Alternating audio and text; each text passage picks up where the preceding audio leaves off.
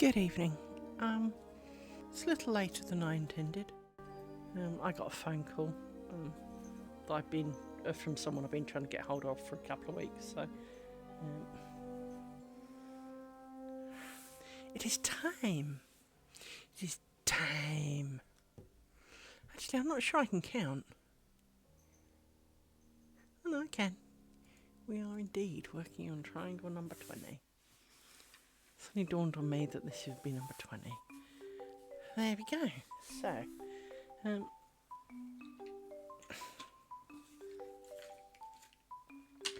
pop that over there for a minute.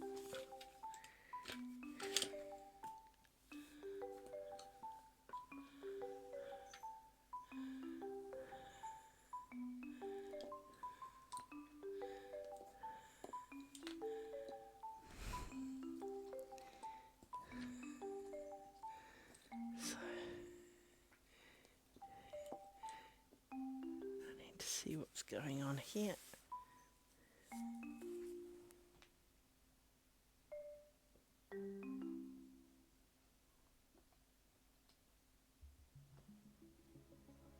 One of you is in place. It's possibly you.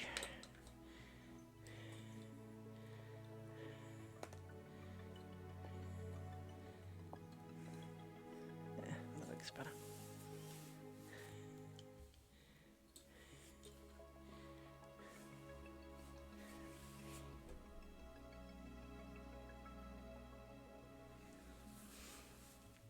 This is where some of the mistakes happen, because in flipping the bobbins over, even though I didn't flip these, they look wrong. Something wrong here. That's better.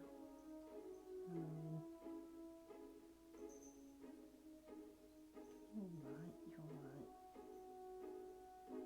Possibly you. You're good. Do I know something? It's you. There we go.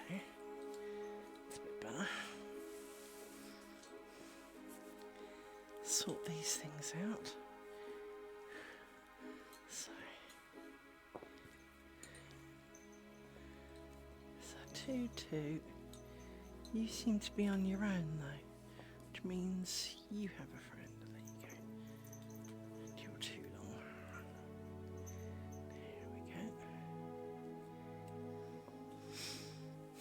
go. Right.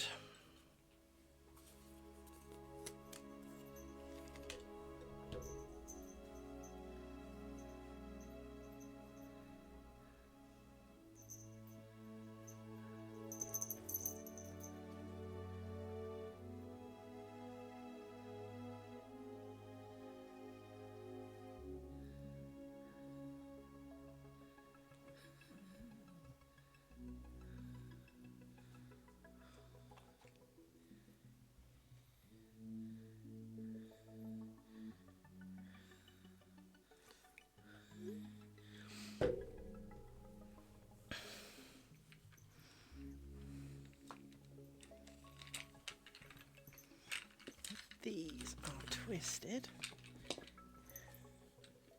somehow.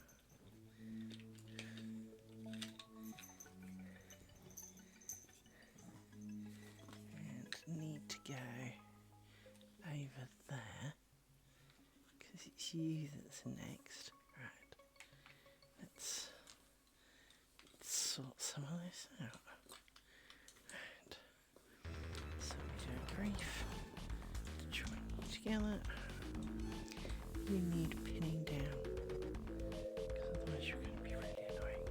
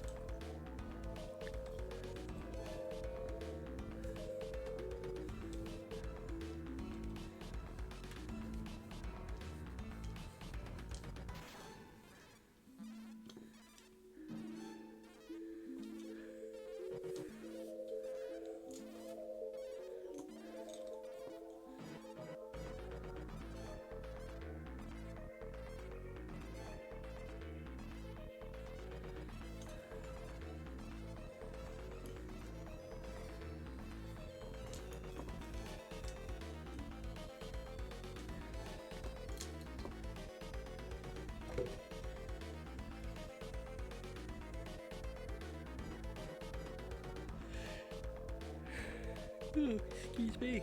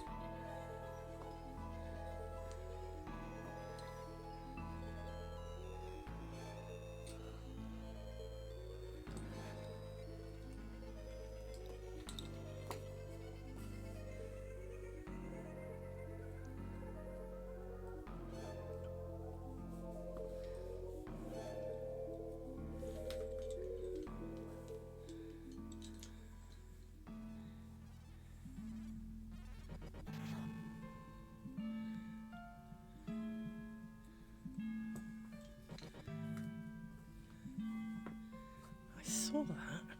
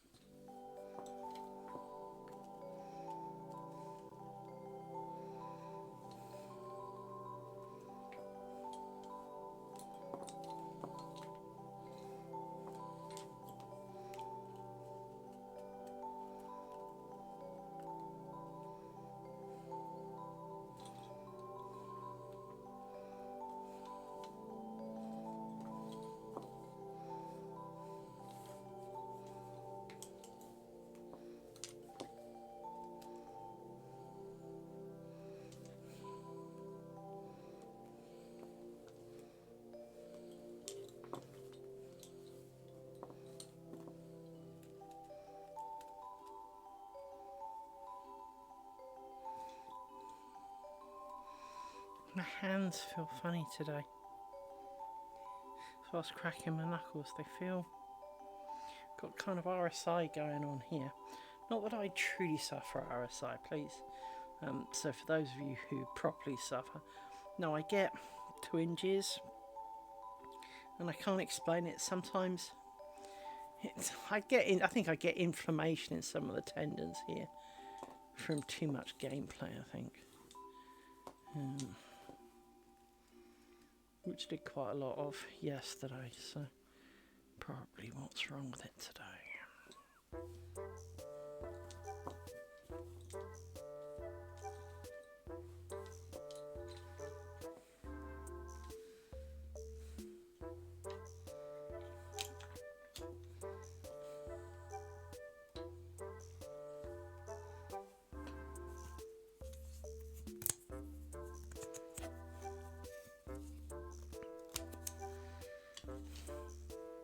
It's almost like that just woken up feeling where you go to do things and you haven't really quite got the dexterity yet, your brain hasn't kicked in. Kind of, that's almost exactly where I'm at, is that nothing really wrong with me, but at the same time it's not kind of connected everything up yet. You know, everything's still in warm-up mode. Only of course I got up, well, over 12 hours ago, so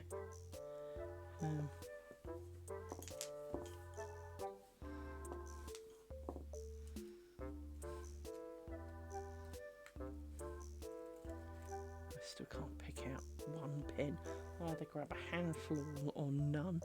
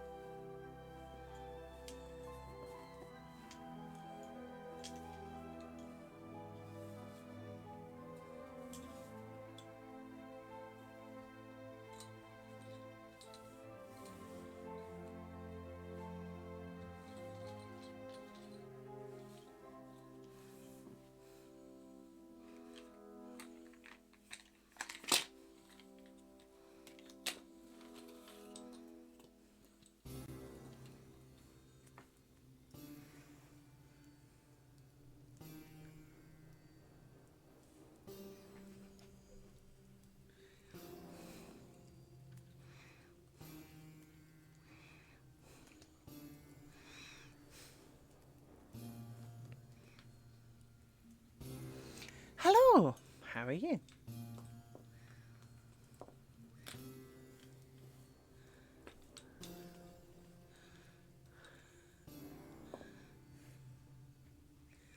I can't lean over this pillow and see what's going on.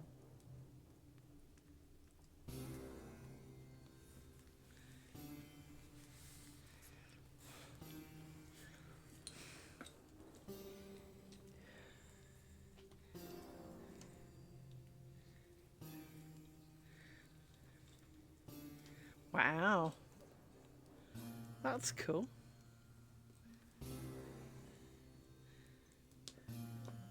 Envy that. I definitely don't feel relaxed because the moment I lean forward to do this, boobage gets in the way and I can't see why the threads aren't coming from where I expect because my eyesight's too shit.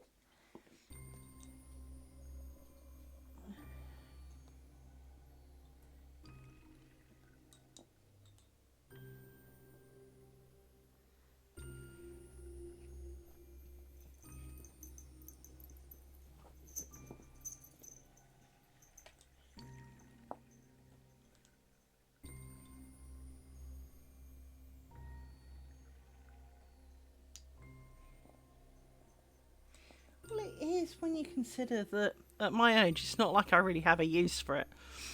And I have distinctly more than is necessary. I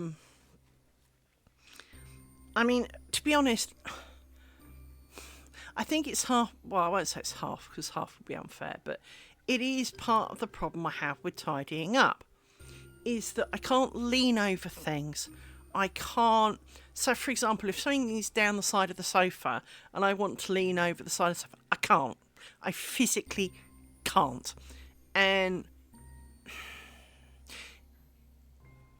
because you can't take them off and, like, put them over there and then do stuff and then put them back on, it's just frustrating when I'm trying to work out what's going on and I can't get within many inches of the problem. And then of course you add to the fact that I wear varifocals, so I need to be within a particular distance for them to be accurately working, and there's a missing thread and I can't, well, it's not missing, it's there, I just can't see where it is.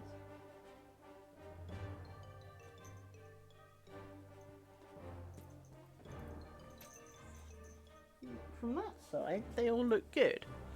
From this side, there's a missing one.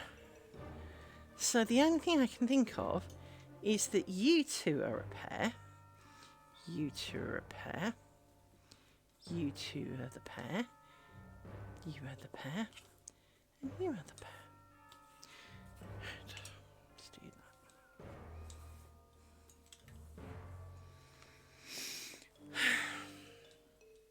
And it's something you can't, boobage problems are something you can't explain to someone who doesn't suffer it. Like lots of things in life, unless you've been there, it does not make logical sense. You have to have had this problem to truly understand.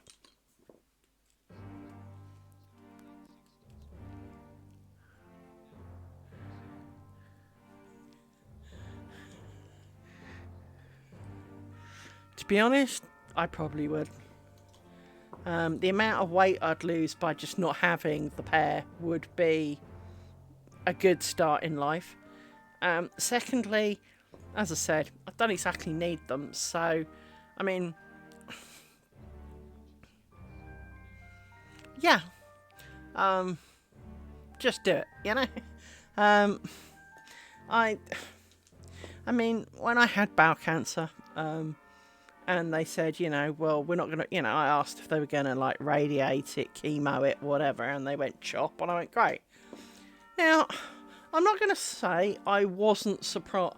I can't say I was. It's going to sound like one of those double negatives when you mean it like I don't know nothing kind of thing. I can't say I wasn't surprised when they told me I lost 8 inches of bowel. Because I truly wasn't expecting quite that much. But I also know there's plenty of it. Whatevs, right? So, while I was surprised that it was 8 inches, it also didn't really worry me that it was 8 inches, because, well, it's not like it's tight in there, and, you know, every inch counts. I mean, well, it does, but, you know. I think what was more surprising for me was the number of lymph nodes that came with it. So, lymph nodes are one of those things that, you know, in high school level biology, you don't really do a lot. Well, exactly. You know, and when you consider it like that, 8 inches really isn't so bad. I mean, it's still 8 inches. I mean, 8 inches of other things is a lot. 8 inches of, say, a finger, well, that's halfway up me, that's over the end of my wrist kind of thing, right? But 8 inches of bow, when you've got plenty of it, is really not that big a deal. It's also towards the end, so kind of, most of the job's done by then, so it's got the easiest life. Really, not the bad. In the grand scheme of things, could be a lot worse, right? But it is also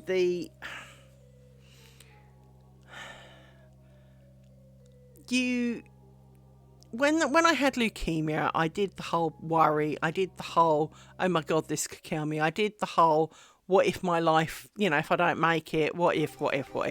I did all of that, and I spent 6 months puking my guts up on chemo. Because back then chemo was harsh. Basically, chemo was, we're trying to kill you, we hope we fail. These days, it's almost put 2 pills and go to bed. And you can go to work, stay at home, whereas back then you had to be in isolation and everyone had to do the hokey cokey and wear full kind of hazmat suits to come say hello. So from that point of view, things have changed a lot. But when I got told I had bowel cancer, it was like, yeah, okay, so what are you doing? We're going to chop it out. Okay, when are you doing it? Well, we'll do it in a month.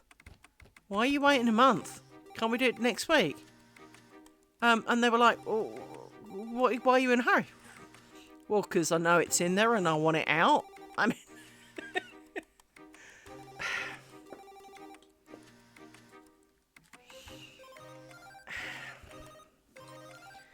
But certainly the second time round, you're a lot more, yeah, whatever.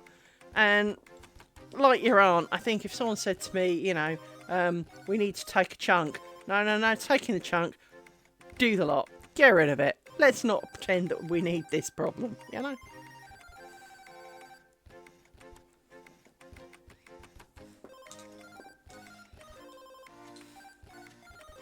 Especially as boobage is 90% fat anyway. At my age, I'm not exactly going to be using it for babies, so...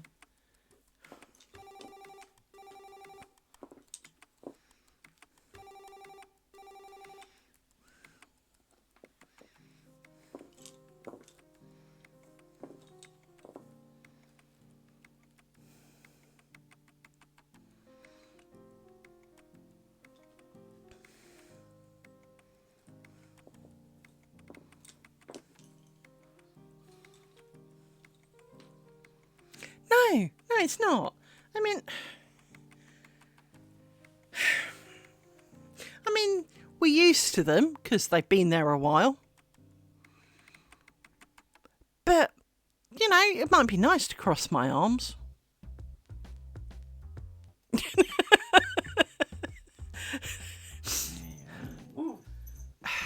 To be able to lie on my front and sleep,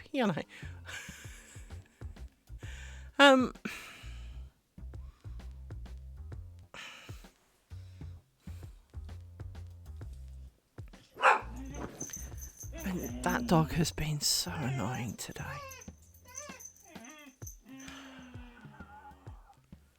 So I apologise if you can hear her singing along to the world.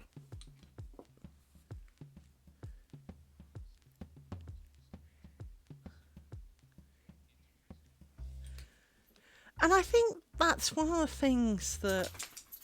it's a bit TMI, but I'd been doing the glute thing since I was 7 years old. Take the damn thing. I never used it. All those hours of pain, misery, depression. For what? For actually what? It's kind of like... I'm pretty confident I have done with that now, but it's the human body, it can surprise us all, but I'm sure a magic gloop moment will come, but hopefully not, because I'm really not in the mood for all of that. But it is. It's just again, you can't explain to someone who's never had one just how they always moan that, men always moan that women are moody. And have you tried having one? Have one. Seriously, dude. You have stuff falling out the bottom of you which you have zero control over, that will stain your clothes, smell funny, it gives you cramps, there is nothing to rejoice about. Absolutely nothing. And as someone I know who tried many times to be pregnant, and as she once put it, and all it is for people like her was a stark reminder they failed again this month, There just isn't the joy,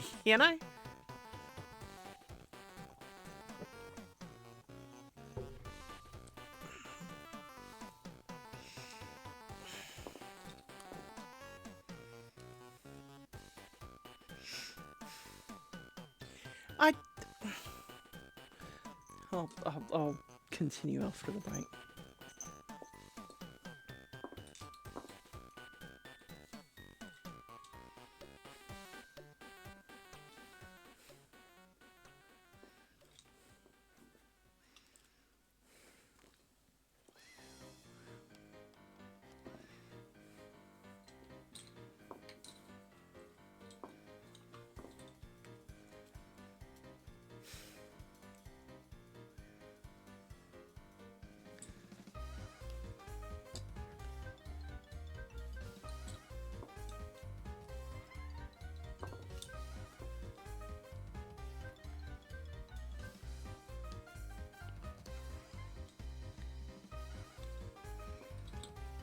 Wow, one of you smells. Thank you, dog.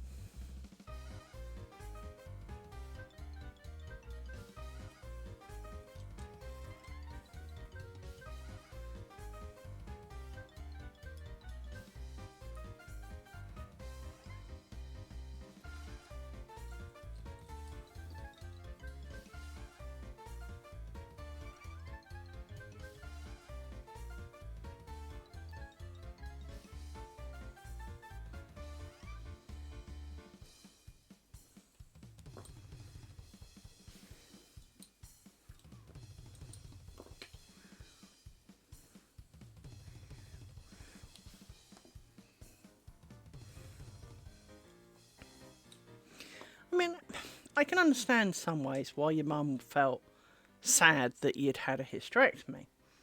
I know that although my dad never said anything, my dad would have been a great grandfather. He would have thoroughly enjoyed grandchildren. But he didn't get any. But he never moaned about it. He never did the parental when of the children kind of thing, right? He never mentioned it, never brought it up. But I also know he would have been a good grandfather. And so for that, I'm sorry he didn't get to be one, because I do think he would have done a grand job. On the other hand, I'm not so convinced I'd be a good mother. Oh, Amy, will you stop it? This is times like this I could so taser this dog. Because her brother will be nice and quiet, and she calls out the army and makes him jump and leap off the couch, and there is nothing there.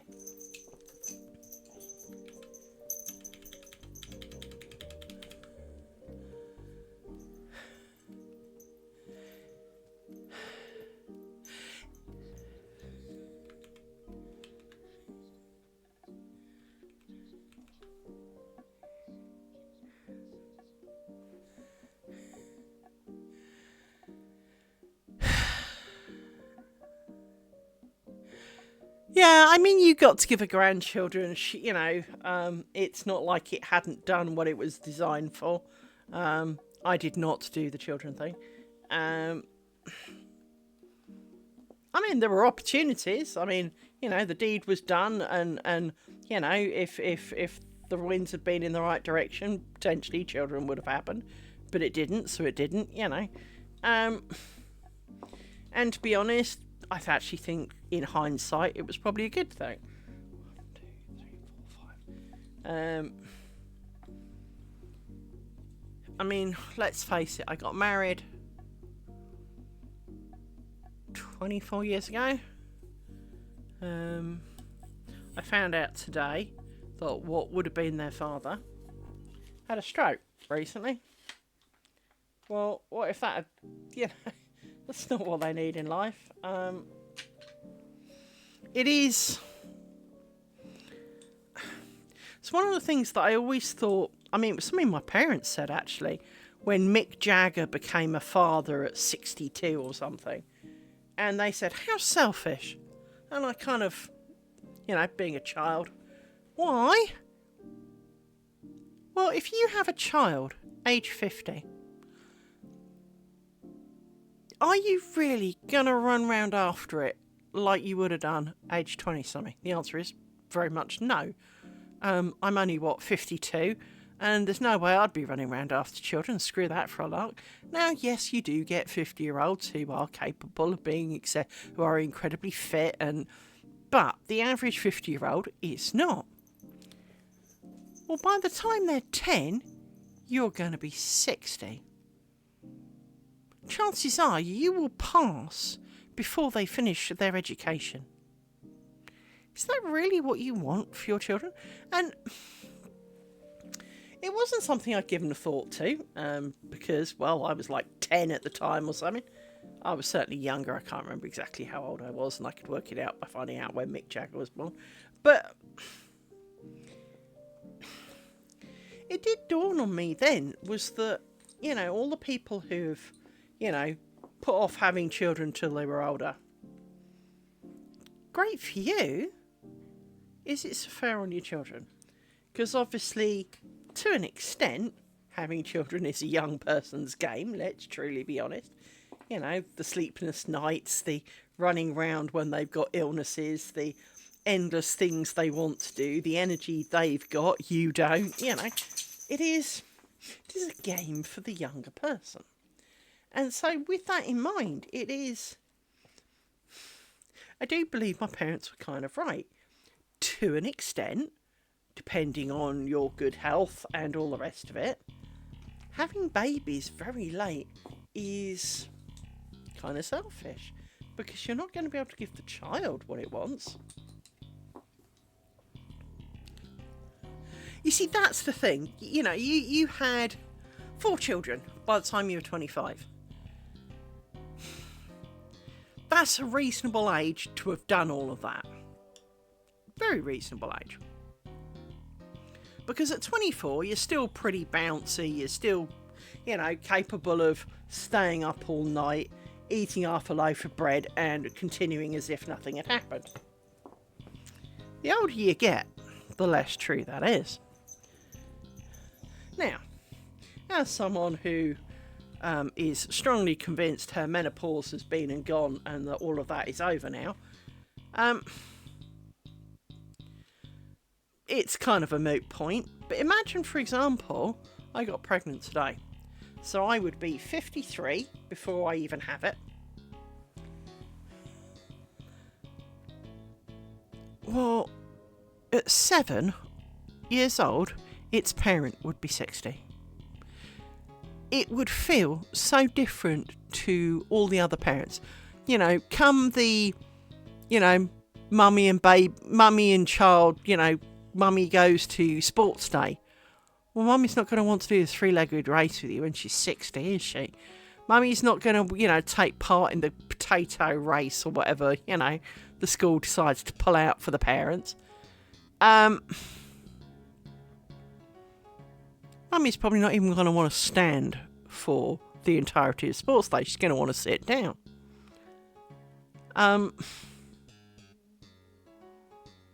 Now, in fairness, if today was the day, so at 60, it's 7. Well, by the time I'm 70, it will be 17, learning to drive. I would be 70. My dad died before his 71st birthday.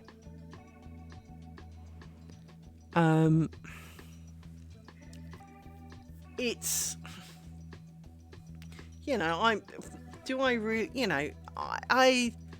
I have no regrets about not having children because, obviously me and my ex-husband split up. It's meant that we had no children to fight over. No children got caught in the, well, your mother and oh, your father arguments that so many seem to get caught up in divorce these days. The only children we had fur and they really didn't care.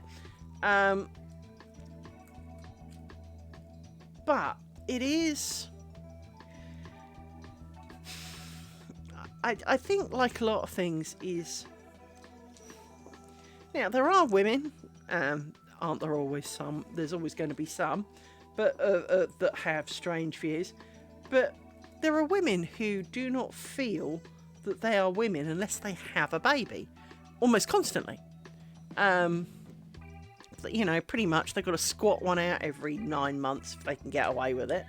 And it's like... If that's how you want to do your life, I'll be happy for you. But it's not a life I would want. So I don't know. I think it's always awkward because for many of us who chose not to do children, there's almost the, oh, well, of course you have no idea. Well, no, I don't. But I made a sensible choice for myself and for my circumstances, and it worked out quite well that was how it happened, given the outcomes. So I don't regret that. But at the same time, society almost belittles you for not having done it.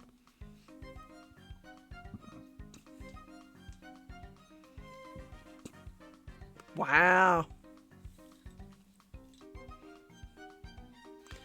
Well, and that's the thing. If I waited till I'm 67, if I waited till I'm 50 and had, I'm 50, as I say, I'm 52.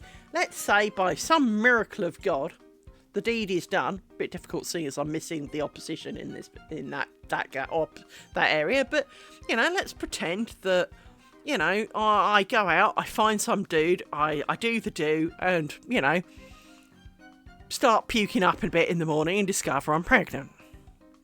As I said, I will be 53 the day the child is born. Pretty much almost irrelevant of how quickly it turned up because my birthday's July, right?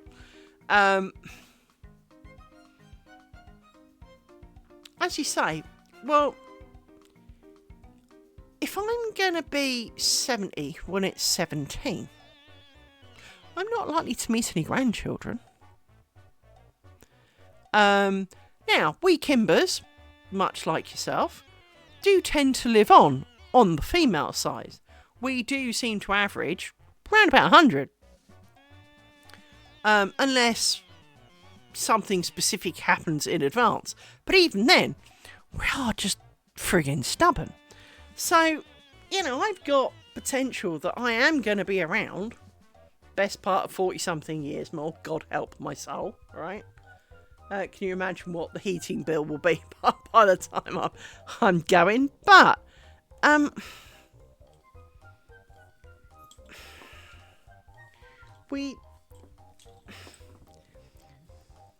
do appreciate that having your children too young, you are not ready, you are not financially stable enough, you've not lived enough of your own life, you can resent having children. I'm not saying that everybody does, but, there are plenty of people who have children too early, resent it because they can't have... But one of the other traits of today does seem to be children have children. So your children, the next generation on, have children, but grandpa and grandma are expected to babysit many days a week. There's a guy at work, and when I started there 20 years ago, his daughter had had a baby. I severely thought she'd had it after we joined, but apparently not. Apparently I can't count. But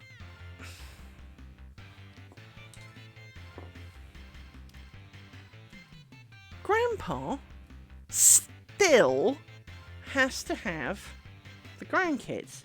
Now, one of the grandkids is at university. She's been staying away at university, you know, with a car and a life of her own. Yet when she comes home, Mummy and Daddy palm her off on Grandpa. And while not this particular family, another family I know,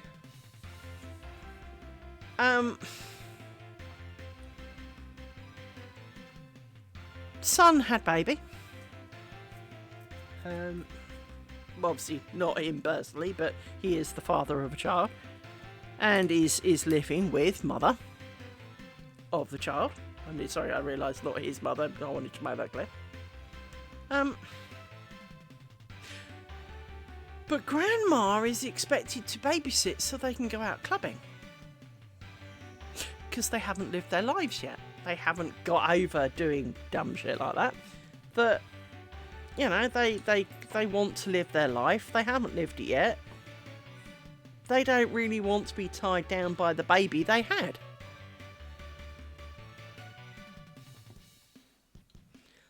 Well, and that to me is one of the big problems I see, is it's not, you know, some families are really, really close. Well, it's kind of how it's supposed to work, isn't it? I mean, I know I had a very different upbringing to a lot of the world, so my upbringing makes it very hard for me to understand some of this, because my family were not close at all to anybody. The nearest of closeness was my grandparents.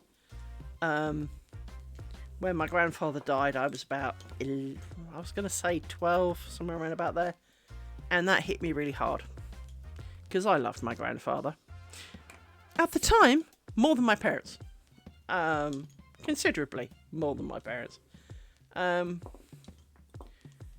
Because my grandparents were pleased for me. My grandparents were the only people who I would honestly say acknowledged any effort that I did. My parents did not. They just didn't. My parents were the kind who, you know, if you got 99.9% in an exam, were pissed at you because it was 100. And they made that very clear. But I didn't know any different, so I didn't know any different, so it didn't bother me. I mean, it did, because, you know, I'd try really hard and get told that was shit, and I'd be kind of like, but I tried so hard. And I'd be devastated because I'd let my parents down, and that I hadn't done what they thought I could, and that, you know, clearly it wasn't enough. But it wasn't until I was an adult that I realised that actually they really broke me a lot as a child, because they were never happy. They were never pleased with something I was done, no matter how well or I was due to it to do, and then maybe did better. It didn't matter that I'd done better than expected. I still hadn't done well enough, irrelevant of what I'd done. And I suffer from that now. In that I do suffer that when people say to me, oh, well, you didn't try very hard. Dude, first of all, get out of my head, because you're not in it, and you cannot honestly tell me how much effort I put into that. You can tell me I didn't attain what you expected. That I can accept. You expected more of me. And it is kind of soul-destroying, as I'm sure you're aware, is that even if you don't think it was at the time, and, you know, sometimes you were sad you let your parents down and all the rest of it, but the truth is that it actually can be quite damaging to be constantly told it's not enough, irrelevant of what the goal was. You know, almost the, well, you haven't achieved human flight today. Where's your cure for the common cold? It's, you know, it's not a practical goal to set, but it's irrelevant. You've let your parents down, and you know, you've received the lecture of not trying hard enough, and how they thought you would do so much better than that, and you know, you really ought to focus more, and only a fella person who's been through this truly understands that sometimes you took it on the chin and just kind of went, yeah, okay, because maybe you knew you hadn't tried hard enough. And other times you'd put body, life and soul into it, and it broke you to be told you hadn't tried hard enough. And it does damage you. It leaves you... I mean, because I never got compliments as a child, I don't know what to do with them as an adult, because, well, I never got any practice. It's a bit like putting on makeup. I did not play with makeup as a child, therefore I can't. I just look like a frigging clown if I try putting on makeup, so I don't. Therefore, it remains a problem because I have never succeeded in the art of wearing makeup. I did try. I tried for my wedding. And it doesn't show. Which partly is a good thing, but also, you have no idea how much effort I put into that. You know?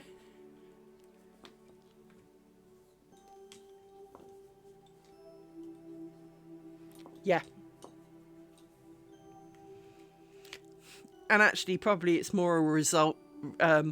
it's more of a resentment of her for the fact that she's so... Yeah, and yet probably what was more true is that everyone resented her because the parents thought, you know, the sun shone out of her backside, and that should she have curled up on a turd on the breakfast table, they'd have applauded it. And and it's the resentment, not the jealousy. No. I have long hair. There's one reason for that. I can screw it up and stick it on the back of my head, and I don't have to go and see hairdressers very often. Because I don't like hairdressers. Because every hairdresser I ever went to, you go in and say, can you do this? And I ask for really simple things. Such as, my hair is long, please can you trim it to a straight line across the back? But that's not what they do. Oh, well, we'll have to put layers in it, and we'll have to do... No, I want you to go... Snippy, snippy, snippy, snippy, snippy, thank you very much, bye. I do not want to pay £80 for that, when frankly a 4-year-old child should be able to do that. Cut in a vaguely straight line. I mean, my mother had me cutting her hair at an early age. Because my mother didn't like hairdressers. And,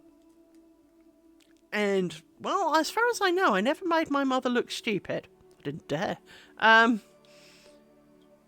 But it was just one of those things is that I've you know, I'm not a fan of hairdressers, so I grow my hair so that I can stick it in a ponytail or a plait or something, and, well, that's the end of that then, isn't it?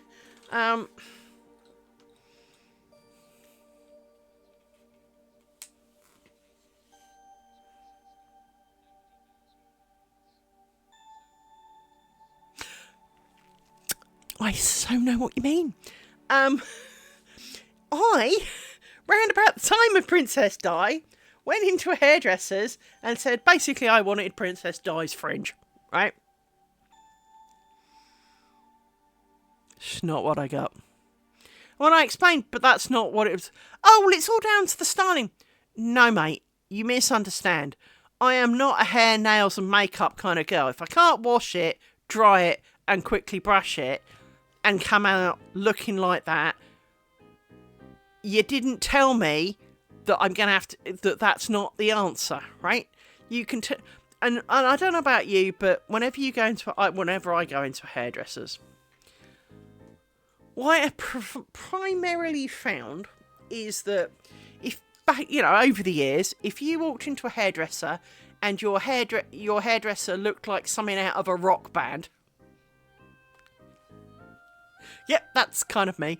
But if you walked into a hairdresser's and it looked like something out of some 80s rock band, it had like permed, really huge hair. When you leave that hairdresser's, that's the hair you will have. Now, obviously, you can wash it and brush it all out a bit, and it will, it'll calm down. Because they will have teased it, not quite glued it, but, hairdressed it, gelled it, and frankly, might as well have sprayed it with super glue for all that matters. But that if you go in and you've got you get a hairdresser with really big hair, you will now have really big hair. Even though I've got reasonably thick hair, or I did have, it's getting a bit thinner these days, but I used to have really, really thick hair. And I almost, how like there you go, have you got dull, lifeless hair? And I'm going, what do I have to do to get this? I want dull, lifeless hair, please.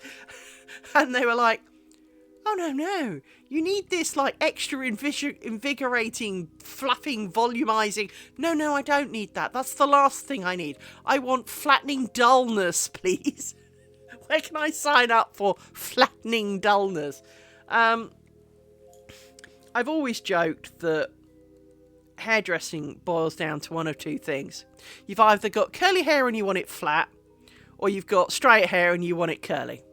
Whatever you've got, you didn't want it. And there is a truth to that. There really is. There is a level of true in there that is slightly profound, really.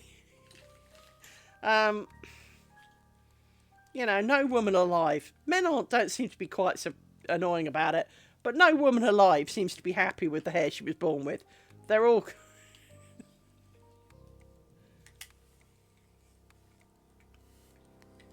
Hey, Nick Kisser.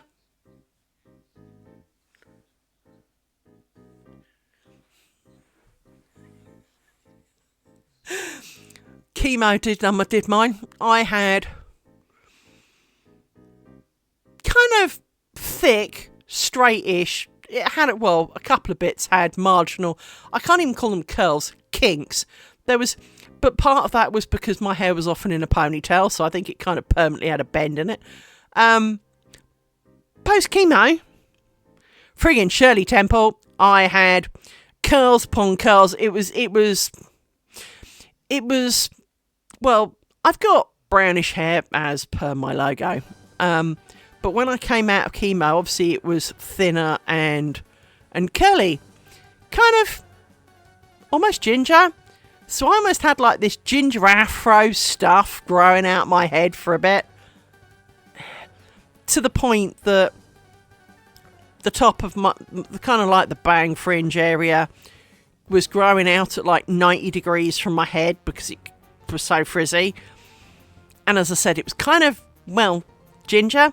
And this was not a look. This was so not a look.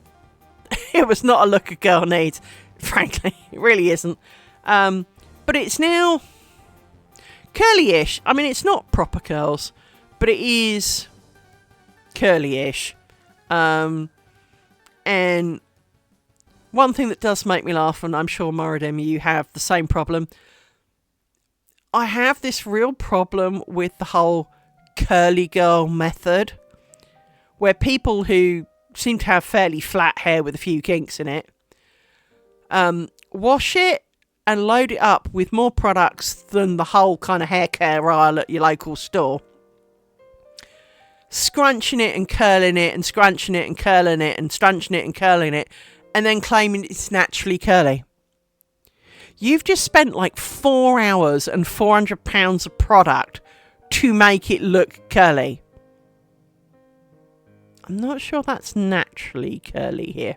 Now, I do know that technically you're not supposed to need to go through the whole shebang every time. But at the same time, that's not what they tell you in the videos. They make out like this is what they do every time. And it's kind of like, well, yeah, if I kind of...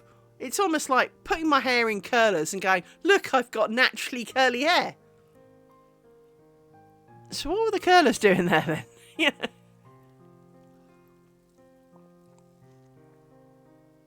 If you've got...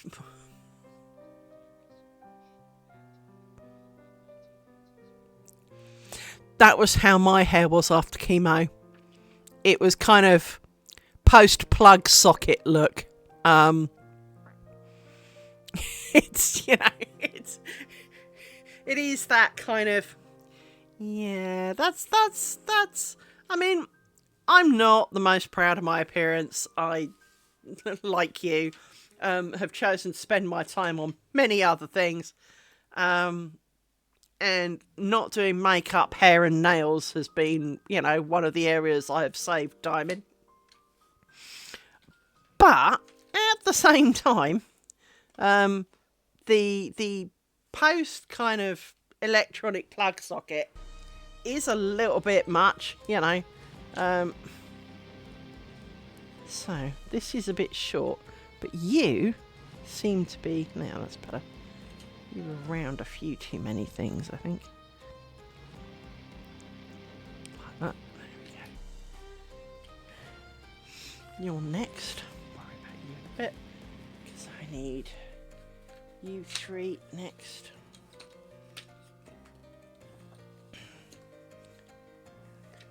It's not you, I don't think.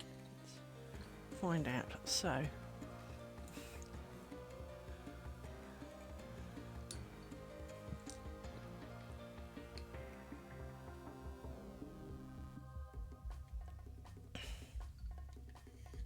You.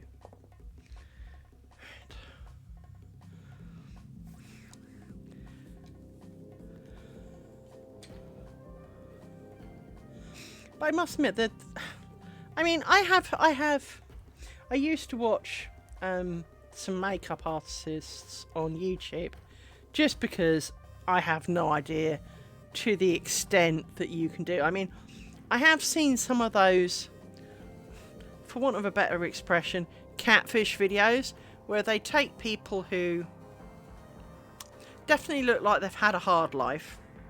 They do some makeup and they look stunning, right? And don't get me wrong, I fully respect and admire how much they can do that. But if I put makeup on, it's almost the other way around, right? I almost start off looking here and end up with ew.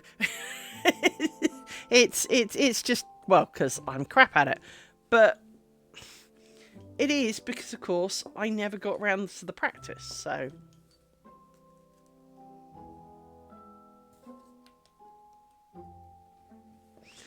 yeah, but it is one of those weird things sometimes when you see. I used to watch a lot of these videos, and the amount of time. Now, obviously, maybe doing it in front of a camera takes longer. But I actually don't think it does. Well, in my mind, surely you should look better at the end of it than you did at the start of it. Surely this was the point of the makeup. I mean, you know, unless you're putting on like prosthetics to be some zombie in a movie, the general purpose of wearing makeup is to improve the look of your good self so that you look better than you did before. Now, obviously, better is subjective. But in general terms of, if you've got really red cheeks, you've toned them down. You know, if you've got scars, perhaps they're minimised. If you've got a birthmark or something, maybe you've covered it up. But there are so many things that puzzle me, and it's almost like I need to get one of them. I need to get them really drunk so that I can ask really brutal questions but they won't remember, so they won't be offended by it. Because I have heard, ditto, I don't even have makeup in the house. Not even a tiny bit. It's, for me, I mean, as I say, there are so many questions that I'd want to ask, because I've heard so many of the makeup artists on YouTube, because I haven't really watched anywhere else, so that goes as a given, but I've watched so many of them say things like, you only get acne from a dirty brush. Well, surely you get acne because your skin can't breathe and you're plastering it in 16 inches of makeup that's got oil and shit in it that you're scrubbing in with your brush. They call it blending, but scrubbing in with your brush down into the very pores and then wondering why they get clogged and turn into spots. Plus, of course, if you're doing the girly thing, hormones. I mean, hormones don't, they love to do weird things at the best of times. So add oil and crap plummeted into your pores with makeup and some hormones. Frankly, it's a miracle you don't have acne. And then, of course, if they get acne, they put even more of the bloody stuff on it.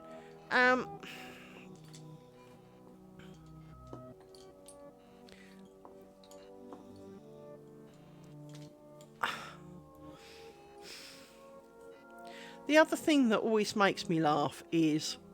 Now, I'm not going to say that they don't look better for it, because, 99.9% of them do.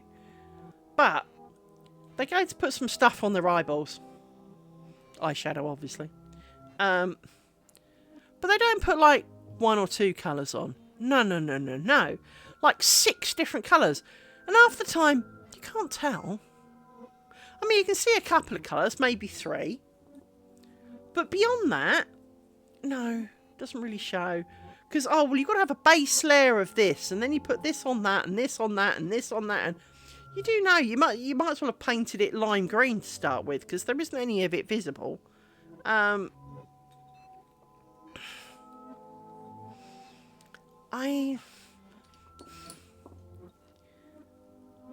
just, as you say, it's the amount of time that they spend doing it.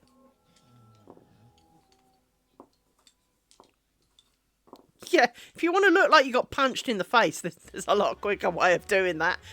And it doesn't mean splattering crap all over your face. I'll help for free, But it's the time and the amount of money they spend.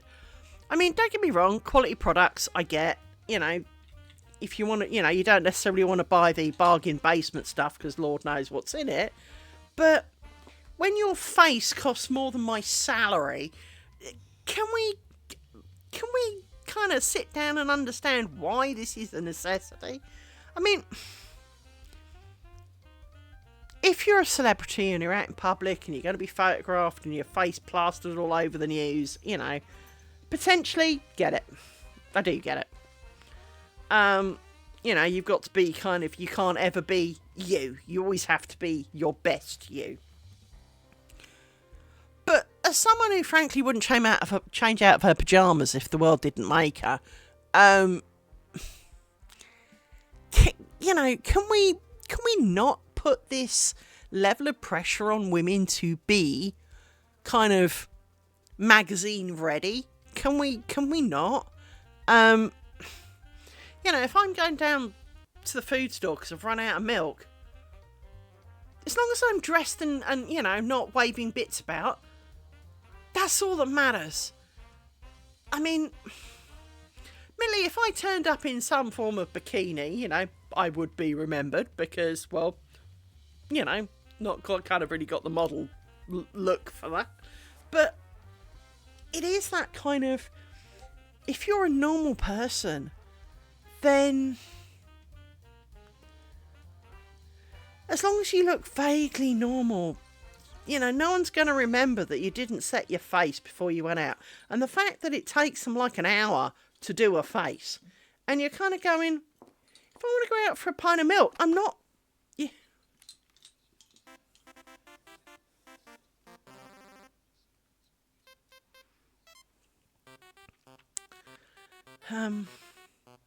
Well, you may notice, I say this a lot. The avatar in the corner is a fair representation of me. Admittedly, it looks a bit younger than me, because obviously, as I said, I'm 53. But I wear glasses. Look, here they are. They're grey. They're kind of boring glasses, so they might look much like the ones on my avatar. I have green eyes. Not quite as nice as the one on the avatar, but I have green eyes. I have a face, I have long brown hair, and I am wearing beige jumpers. I always wear beige jumpers. I've got well, I've got a couple more of them now, so I think I've got about 11 of these now. And I've got some dark brown ones, but they're cardigans, and I don't wear them as much because they're not jumpers. I wear these jumpers all year round. Now, obviously, I cycle them and wash them like a sane human being would. It's not like I literally wear the same one every single day. But I wear every day one of my beige jumpers. So, to be fair, if you're going to see me, you will see I am wearing beige jumpers every single day. I will be wearing black tracksuit kind of bottoms or black jeans. Trousers. Because that's all I wear. I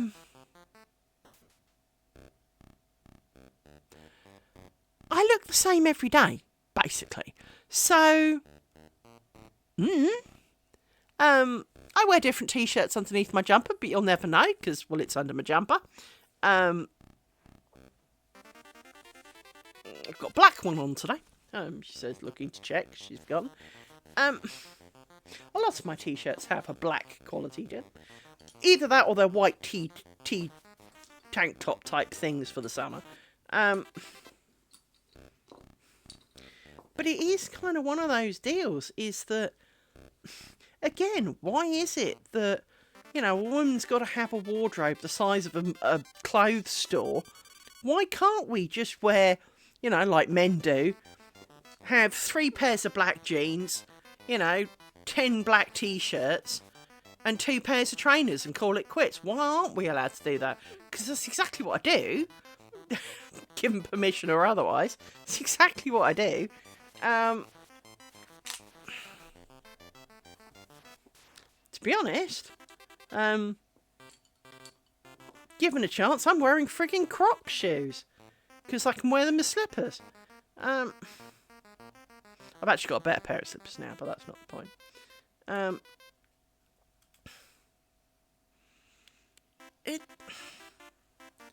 There's just too much pressure, and then they wonder why young girls have eating disorders. And yeah, I have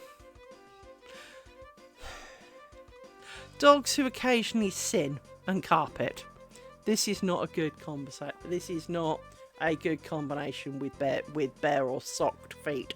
Bare feet is not so bad, I will admit, but socked feet, no. No, gaining cold, wet socks is distinctly unpleasant. I have done it on a number of occasions. Trump, trump, trump, trump, trump down the stairs. Squelch!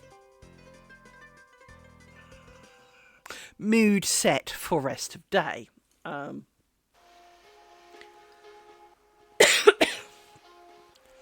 I unfortunately have 2 dogs who do not like weather. Now, unfortunately, things that class as weather are dark. Well, frankly, anything that's not a beautifully perfect sunny day. Now, this is great because it means they don't want to go out for a walk in sideways rain. For which I am eternally grateful, because I don't really want to go out in sideways rain either.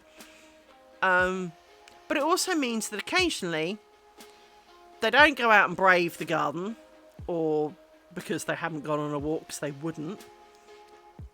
They go for the cushy option, which is my hall carpet. Not very often, because they do know what is expected of them. But every so often, just enough that you can't trust it,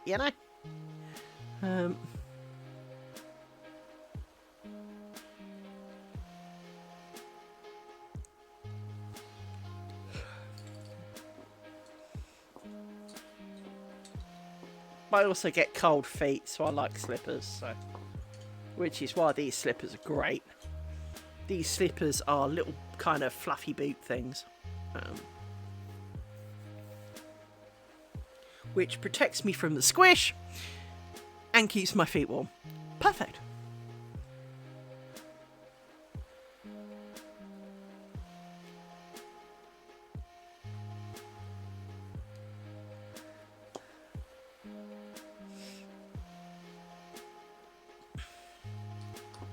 But yeah, back to the makeup thing. It always fascinated me how people... I mean, my mother didn't really do makeup. I mean, occasionally she wore it, but she did... So she's worn substantially more makeup than I ever will have done.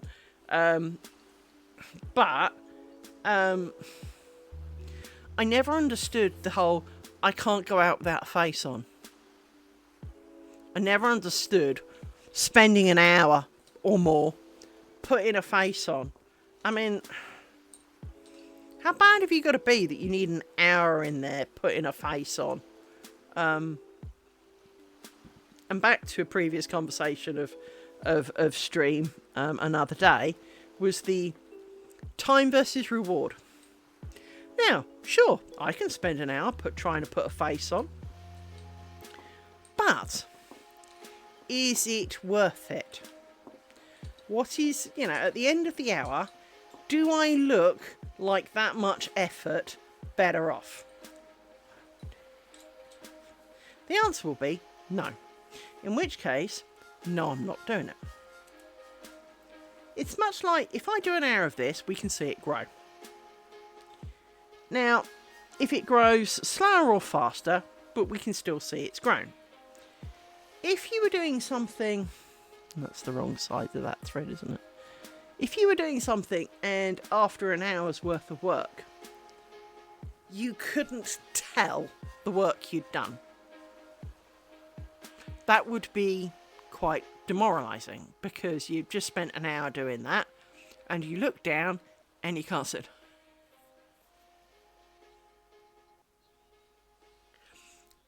And you see, that's a lot of it. And this is where it's like fixing the mistakes. So far, I don't honestly believe I've done a single triangle that has been immaculate and perfect and wonderful. There have been some that were better than others, some worse than others.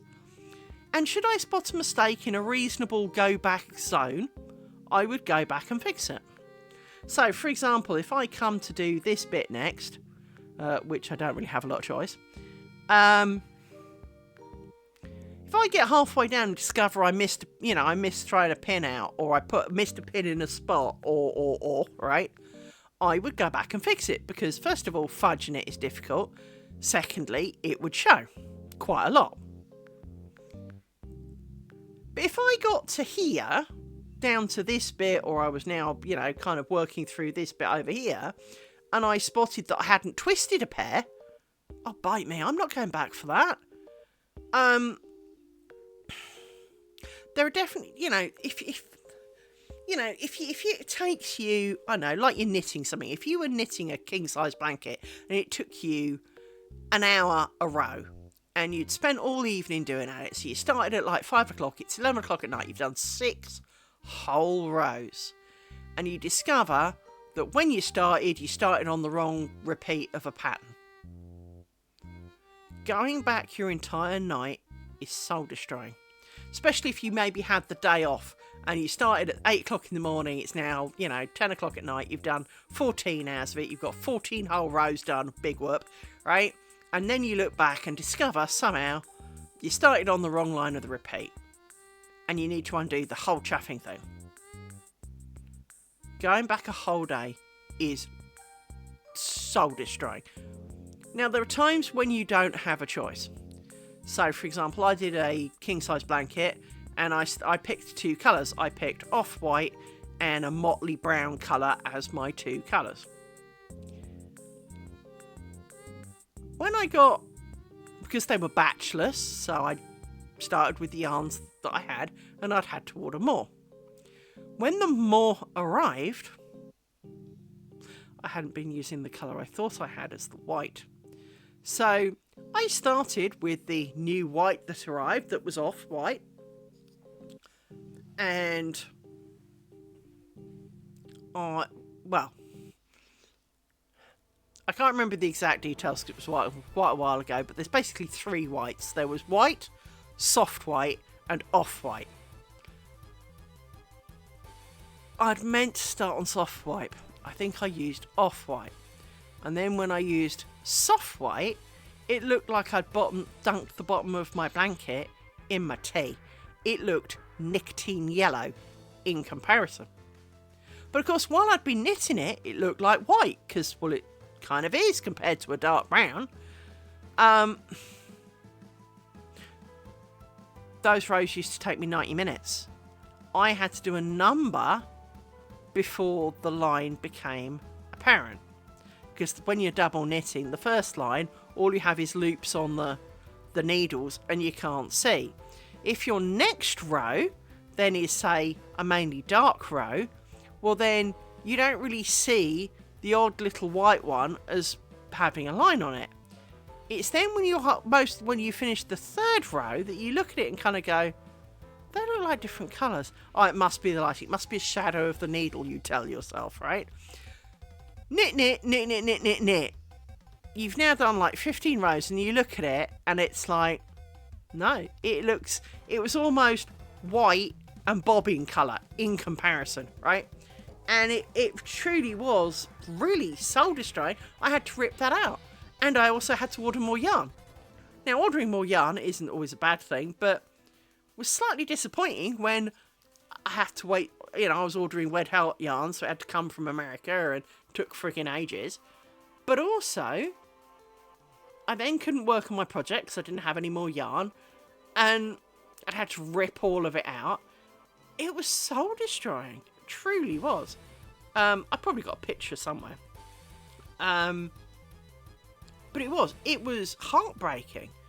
And the effort of doing that, I mean, yeah, the better thing to do would have been to order a small amount more of the darker white yarn and used it at the other end and made it at least look like it was supposed to be like that, so that both ends were different colours. But of course, it wasn't a change of colour at exactly the right point for that. You know, it was kind of halfway through the middle of a motif, and it just looked a little bit skanky. And it looked like I dipped it in like dirty water or something. Let me see if I've got a picture of that, because I'm sure I do actually.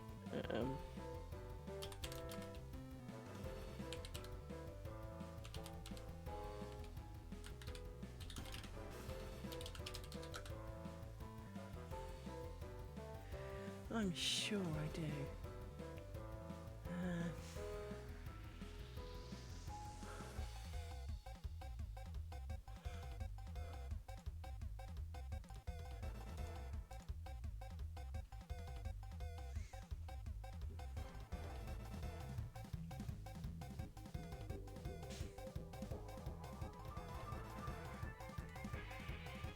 And of course, my whole internet's ground to a halt again. It does this. I click on a web page and nothing happens for ages. It's like my internet's gone down. Yeah. But I know it hasn't, if you know what I mean.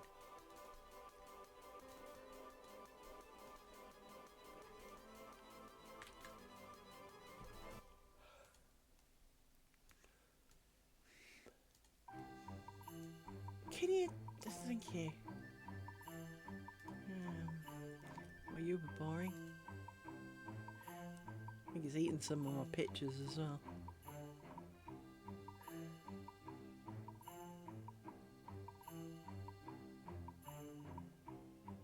How can it be this slow?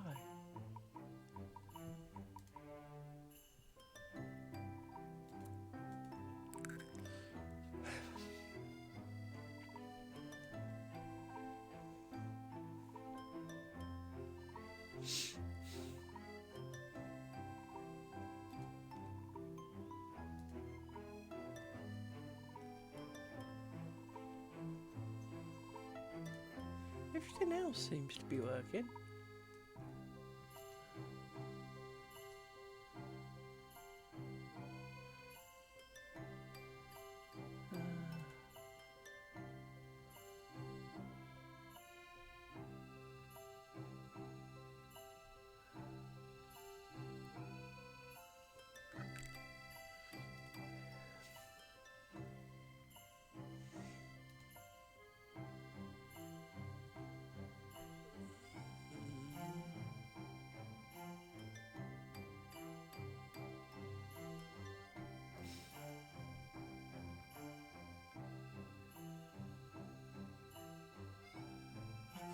it's going to be around here.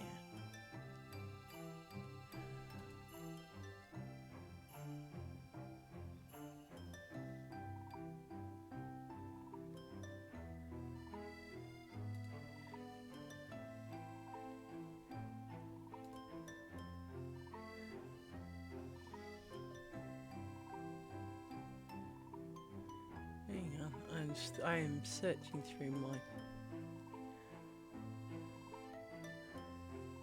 Problem is that, you know, I click on shit and it... So I'm having to do it the hard way, because apparently...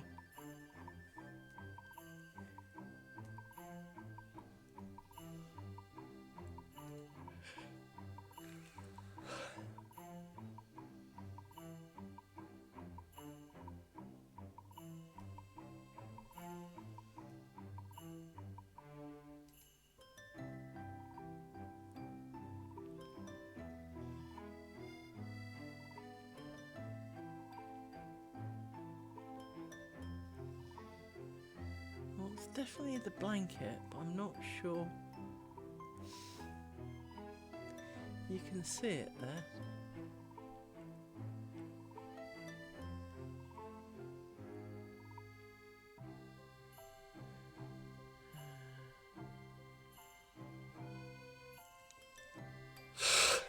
Excuse me.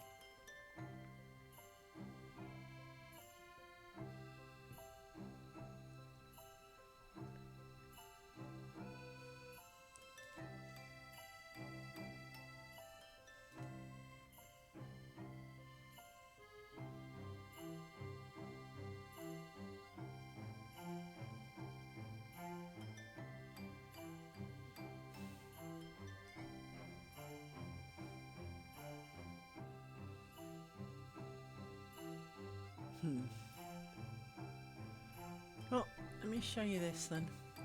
Doesn't really show very well, but it's possibly the best I've got. So, let me... This picture...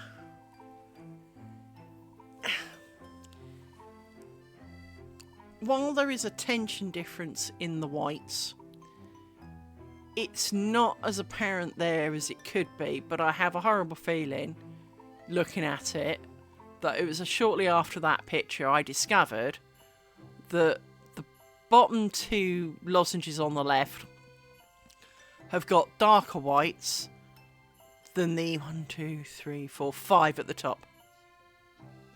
Yeah, it shows more in real life, or it showed more in real life. And it's one of those things is that you're sitting there going, well, how did I not see that? But as we've all known, it is easier done than we'd like to admit. Because you're too busy concentrating on the pattern to notice that it's not the same colour. Because you're too busy checking that you don't mess up the pattern. I was gutted because I had to undo all of that.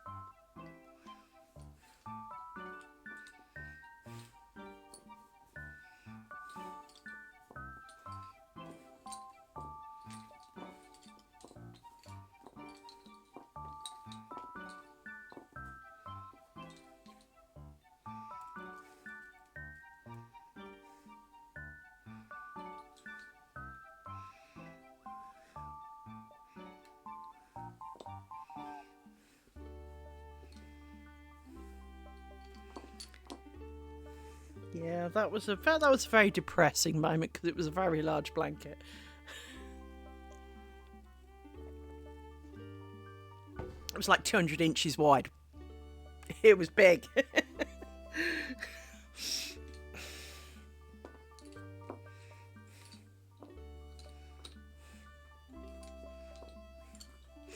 And what had also happened to that blanket was much earlier in the blanket.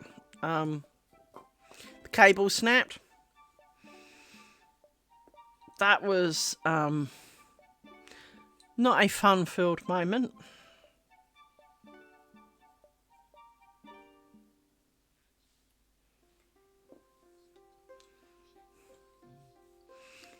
Yeah. Crochet's better for blankets, I feel.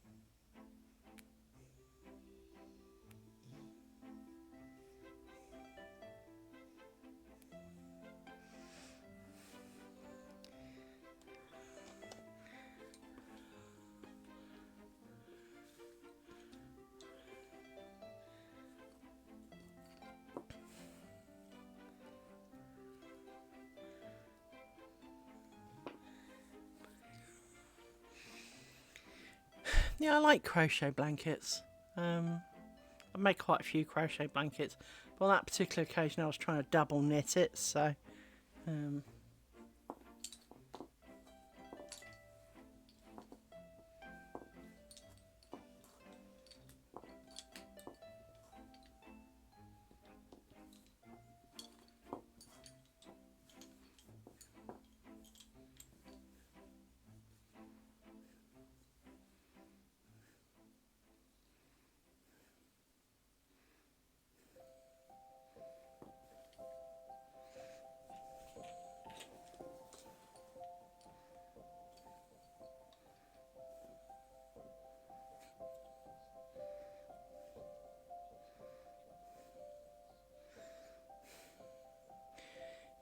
mean, I have kind of enough blankets. I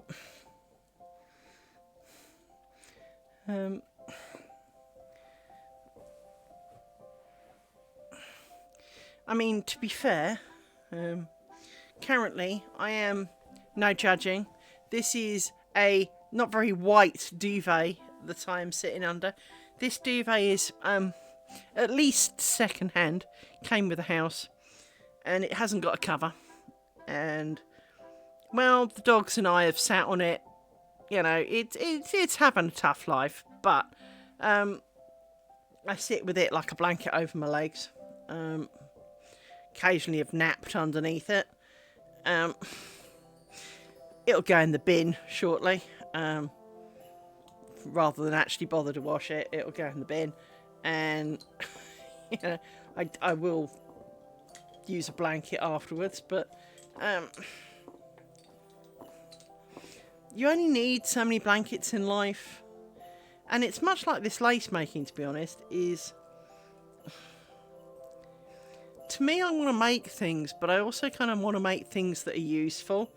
And making the 698th blanket is not really useful when you've got all of the others. So,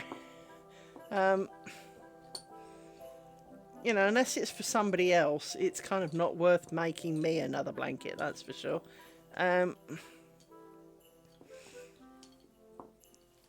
So I think I kind of have got to a boil a bit like you. It's not that I don't want to, it's just that I don't need to. I did try to make a cover for this. I wove it.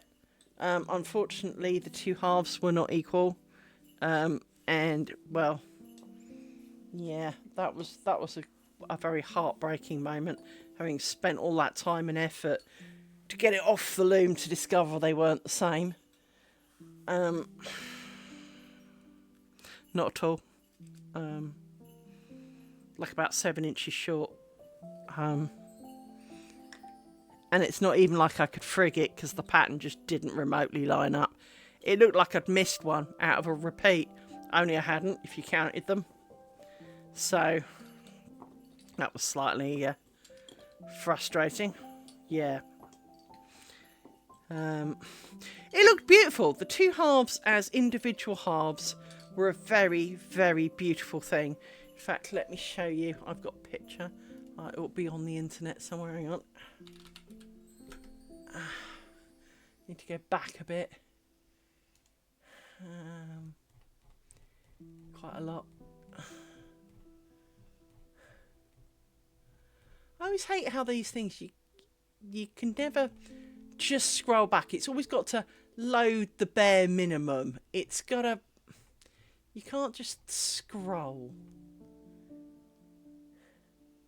And my dog crap internet doesn't keep up with it. Okay, a bit more to go than that. Getting RSI from scrolling back. It's a bit before this. This was... That was my most successful project ever. There they are. So, there is the two halves of my what was to be my cover. They are beautiful. Each of them in their own right is beautiful.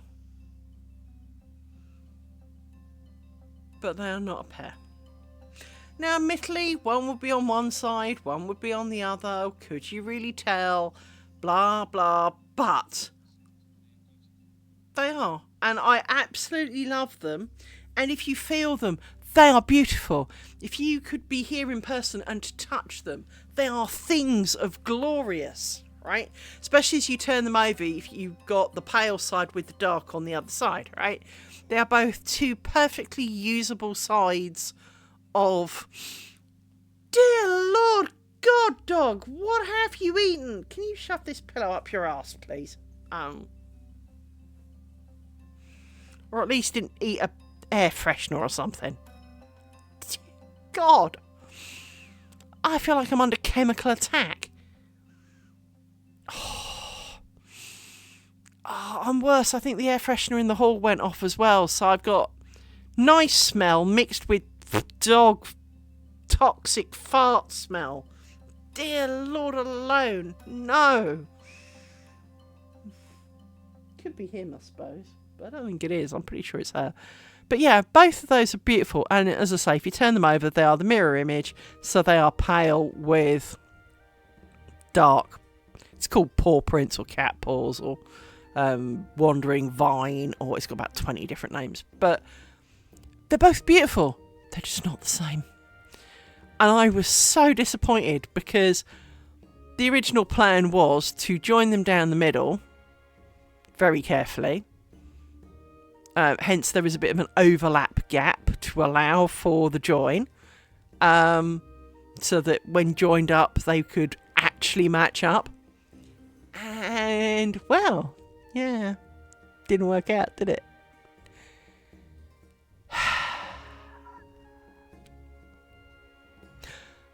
The phrase arse comes to mind. I was very disappointed. Let me show you the one that was the thing of beauty. This was these. Now, if you look at this really close up, which you can't get much more close than that, believe me, you will see that the warp is made of 2 threads. One is, I think it's 16-2 cotton. The other is actual sewing thread. Okay? But what it gives you is this summer and winter look kind of deal, but without really seeing the bobbles. So if I go back to my summer and winter and I show you what it looks like, you can see the dark spots in the light and the light spots in the dark. And it's beautiful in its own way. It is beautiful. It's known as crosses and O's. So in this case, the cream is the O and the X's are the brown. And it is. And here's the underside, so you can vaguely see what the other side looks like. It is, you know, on the loom it doesn't come out quite so well, but you know, I was really pleased with how it went until I got it off the loom. This stuff, this is on the loom, as you can see. And it comes out that the black is black, the blue is blue. You don't really see the little tie downs in the blue. So when you look at the final result, it looks like joy, frankly. Oh look, a small brown farting dog. Now, with duvet, when it was a little bit paler, that pillow belongs to the ex-husband. And in fact, he's got 4 of them, look. I made 4. I love those. They were a bitch to set up. They utterly were. That sewing thread, I can't explain why or how, but basically it tried to garrot my fingers off every opportunity when setting the warp up. I seriously nearly lost all my fingers. I, in fact, to this day, almost don't know quite how I didn't lose all my fingers. Oh, look, you can see a bit of shit pile. But no, this is a big fat floor loom. So if I scroll back a bit, there will be some pictures of my loom somewhere. Hang on. Oh, look, there's my actual people. These are the cushions that I made me. I did eventually put a zip in, by the way. That didn't work out quite. The envelope fashion didn't quite. There's. So yeah, that's my big boy there. However, my loom now, if I scroll up a load, I'm pretty sure I have a picture of my loom today. Oh, this was me playing Warp Chicken. I win. This was Trev's cushions. I wanted as much, because I was weaving the backing out the same as the front, so it was looked like one piece rather than 2 parts. So I wanted as much for the back as I could get away with, and yeah, I seriously, I got down to almost having to get a needle out to weave through the thing in the morning. So let me have a look. Here's my current loom, well, actually it doesn't quite look like this. This is my new loom. This is before I added the extra bits to it. As you can see, kind of dominated the room. Here's what happens when you add the extra bits to it. This bit now is further backwards. This bit came this way to make, because you need about a metre or so gap between these bits at the back. Yeah, it's about the size of a Land Rover. As you can see, there's the old loom in the corner. I am not a tidy person. I look small brown dog. But this was me. I had a problem with this. This was me trying to warp it. And for whatever reason, this was just absolute nightmare for me to warp up. I made such a meal of it, which is why it's still on there, to be honest. I then kind of got distracted a little bit, and on to inkle weaving, as you can tell, and making soup, and my garden, and dogs. Well, I live alone, so frankly, that was my dining room too. I don't need a dining room. There is just me. I don't have visitors around for tea. Trev occasionally comes round, like Christmas or whatever. We might do Christmas dinner, but there's two of us. We don't need a full kit. We don't need an eating table for 12.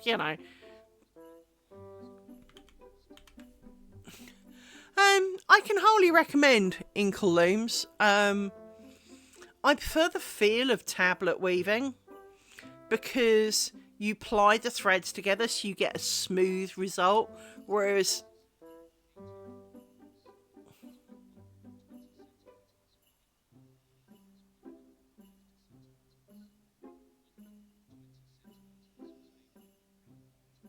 it's nice.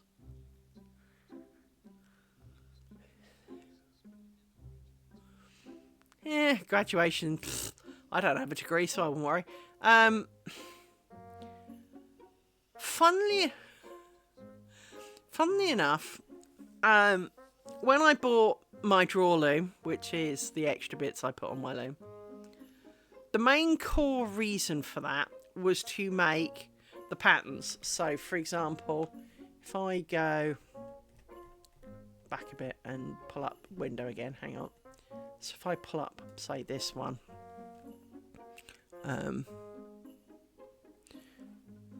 this was, well, exactly. People did it back when they couldn't even write their own names, so it's not an important thing. Now, if I wanted to achieve the piece of weaving in front of you, quick check. Yep. So this is 6N satin over 12 shafts. I would need 72 shafts of loom, which I'm not even sure they make 72 shafts loom. I think they do. Yeah, that's a TC2. It doesn't count.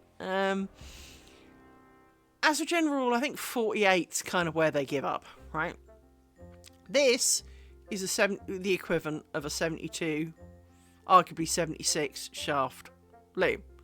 Because for each of the little dots the squares that you can see, you'll be not too surprised to understand that to get the V shapes, technically it is a pattern that I repeat.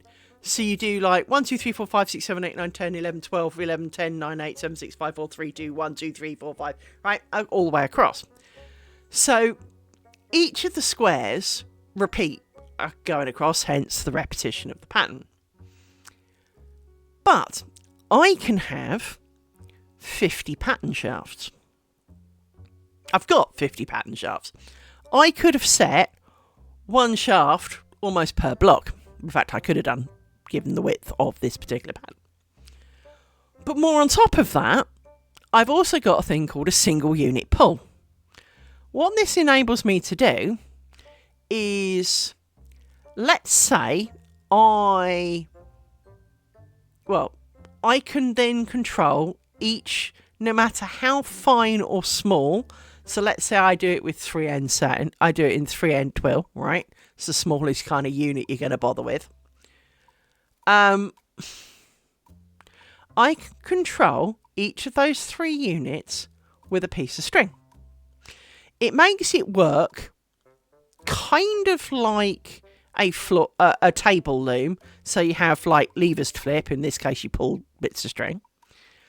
But you still then have the underlying structure of, for example, in this case, as I say, it's 6N satin.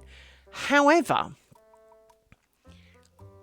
what you can't see very well in this, because, well, it's still quite small, you can kind of see the dark spots in the white squares. You can't so much see the white spots in the dark squares, but they effectively are almost the polar opposite. Not quite, but go with it, right? As a result, what happens is I stomp, say, 1, 2, 3, 4, 5, 6. That is all my feet ever do. 1, 2, 3, 4, 5, 6. 1, 2, 3, 4, 5, 6. All the time. What I change is which of the pattern shafts are up and which are down. Those that are up come out white. Those that are down, in this case, come out green. Because green is my web thread. So more things go across green. And when they're lifted, there'll be one thread down for the white squares, and one thread up for the green squares, right? And so that's how it works. And it is actually a really simple principle. It can make your brain hurt a little bit when you want to do something. So, for example, if you were doing summer and winter, you could get really confused about how all of that's going to work. But you can do all of these red ones, for example, are all done on exactly the same setup. All that I do is pull different bits of string, right? So we've got kind of shortbread tin, floor tiles. This is shortbread. That's exactly where I got that one from.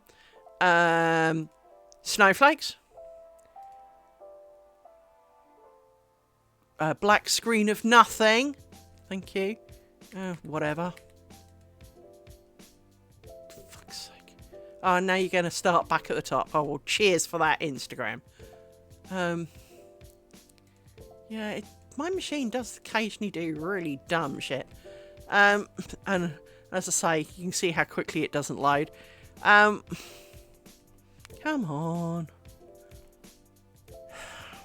Wouldn't be so bad, but it's like 18 months ago and I posted a lot of things.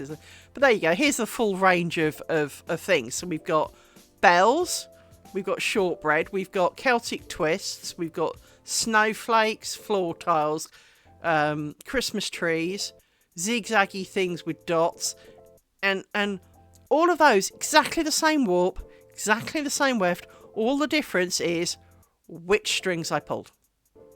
And out of 1 to 12. That's it. All of them are 1 to 12. Now, the beauty of it is I could change it to 1 to 6 and back. And have more repeats of a smaller pattern. Or I could change it to a big V shape so that it is one reflected pattern. So it is half and half. Without having to rethread the entire loom. And the single pulls mean that I could... Oh, look, a cheap viewer arsehole. Hang on. We love to report these guys because it just makes us... We like reporting idiots, so... Hang on. Bot. Bot. Go. Yes, I verify I'm me. Deny. Ban. Right. So, yeah, I mean, but the idea is that I can do half units. So I could take one of those squares and kind of chop it into quarters almost. because of course I don't have to do full units, I could do bits of units, so I can do half a unit with half a unit, i.e. quarter of the square, because I can put the single pulls on as well as the pattern pulls, right?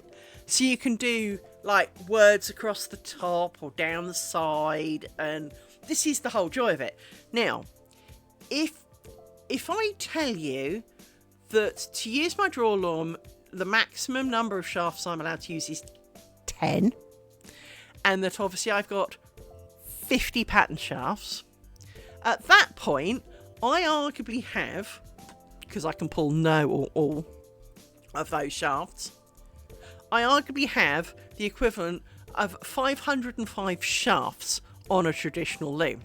But of course with the single pull, it's more complicated than that, because now I've almost got infinite shafts, because I can almost tie every thread to a piece of string and yank it. So it is a glorious thing. I love my loom. It cost me a small fortune. It's the size of a Land Rover, but it has so much potential. And to be honest, lace making is a form of weaving. It really is. If you actually think about it, it is weaving with two lots of moving ends. You know, it's not, you know, here I am making cloth stitch. Well, that looks like standard plain weave to the rest of the world. So it's, which is part of the reason I do the double moves as I go through my cloth stitch, because what happens is if this is the one that's moving over, once this is gone, these both go over, they then both go under, they then both go over, because you're weaving two lots of weft threads at the same time, but they're one bobbin out, so that you end up with the undery overy bits, right? And it's a lot quicker to do undery overy. It is one of those things, is that I really enjoy weaving. I haven't done much for the last year. There's a reason for that. Now, what I can't truly explain is that those beautiful, beautiful things that you saw were due to be tea towels. Frankly, they're more of heat shielding for the space shuttle. I miscalculated a lot. I hadn't done 6 ends shatting, I'd only done 5. And well, I upped the density a lot. I shouldn't have done, is the short answer. And you can't use these as tea towels. You really can't. Let me grab. Well, I can see one from here. Let me go grab it. It's literally like 2 meters to my left. Hang on.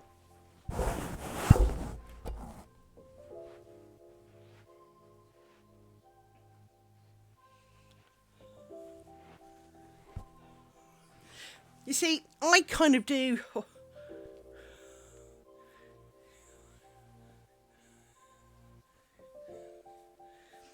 this is it. I've always kind of had. Seasons is a nice word, I like for it, but I've always had fads. I go through a spate of weaving everything, or knitting everything, or spinning everything. Well, aren't you overly educated? Now, I have a handful of high school exams. Bite me, alright? So, here is one of my, ignore the grub mark that's on it. I haven't washed it, but this is so thick. This is kind of bedspread material. This is what this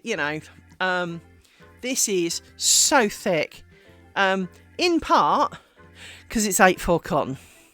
Now, drawn loom weaving primarily is usually done on 16/2 or thinner, usually thinner.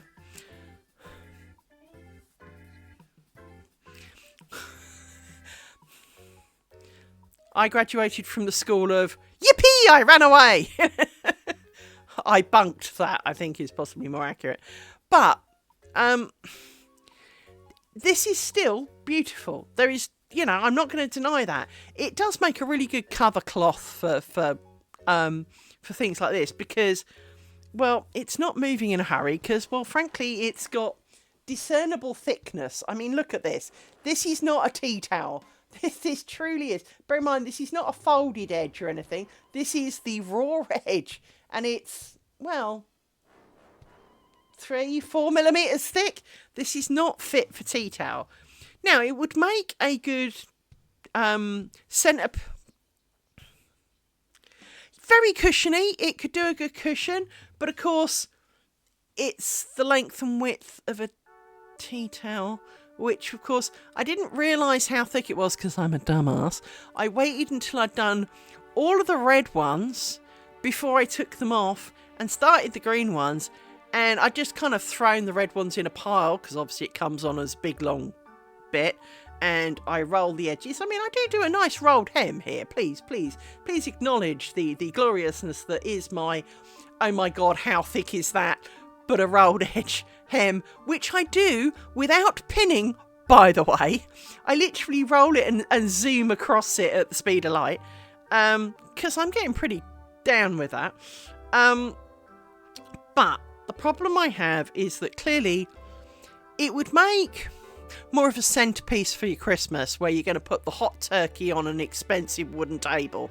This would protect the heat from that. That's what this is good for. The problem is, I wanted them as tea towels. It is, and that is basically what it is good for now. But they are not tea towels. Now, this is the size of my tea towels. When I make tea towels, this is the size that I make.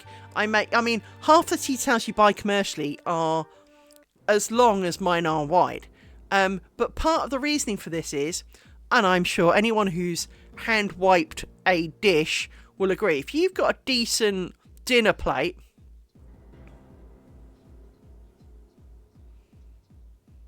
so you're a couple of hours ahead of me, I fully understand, Nick, but you see, if you've ever dried a plate, if you've got the plate in this hand and the plate's here, well, you don't want to be kind of trying to wipe.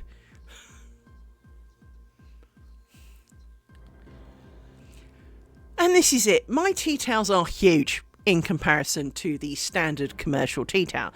And I do generally make them out of this 8-4 cotton, so they absorb so much water. I actually do have some that are normal tea towels. Actually, I do. I know where one is. Hang on. I can show you what I mean.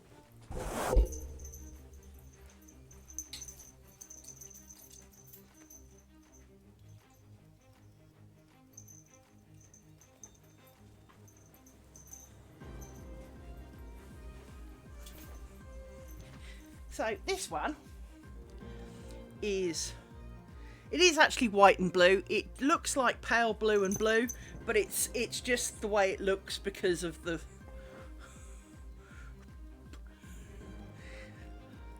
well, exactly, right?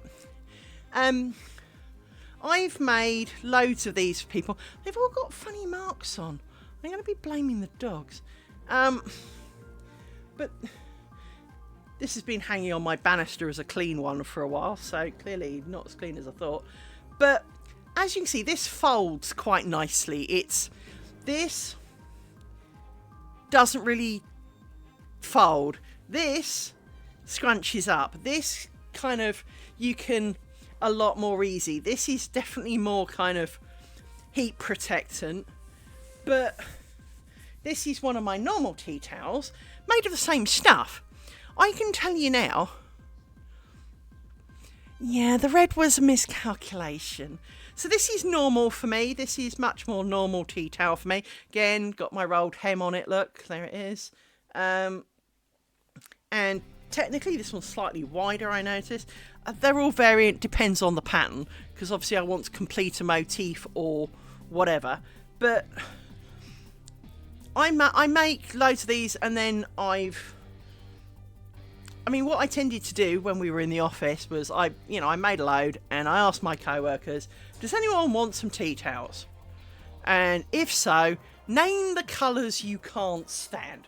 So they didn't get to pick their colours particularly. They didn't get to pick their patterns. But they were also arguably not paying for them. And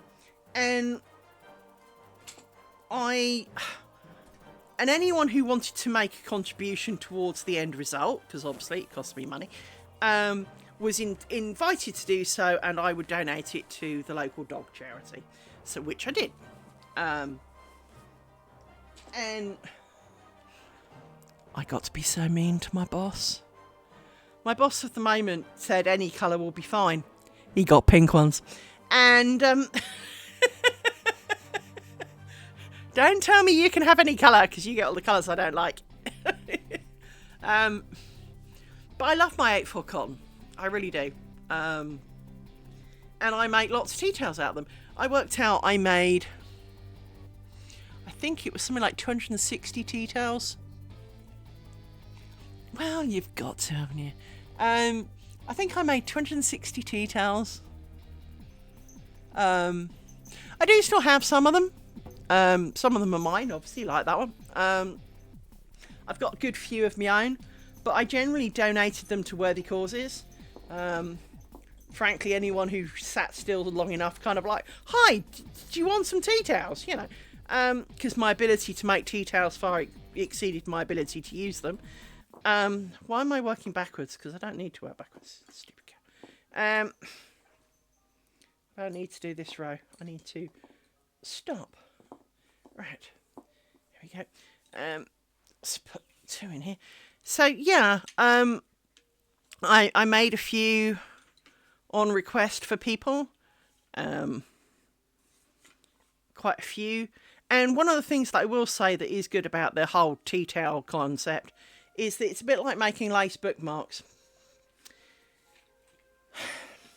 As long as it's not got long floats on it, well, anything can be a tea towel. And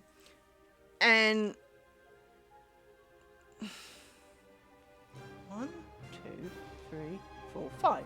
1, 2, and a bit. What? That's because you've gone through. That's right. Oh, that's right. Phew! Thought I'd eaten a bobbin somewhere. So yeah. But it does mean that you can try various techniques, patterns, styles, and all in the name of tea towel. Surprising how much you can do with a tea towel. I did make some really big summer and winter ones, which I've got a set of. I've got... Oh, the ugly... I set about making ugly tea towels. This is not something I can explain. This is only something I can share. Let me see if I can find the pictures of the fuglies. Because, dear God, some of them were so bad.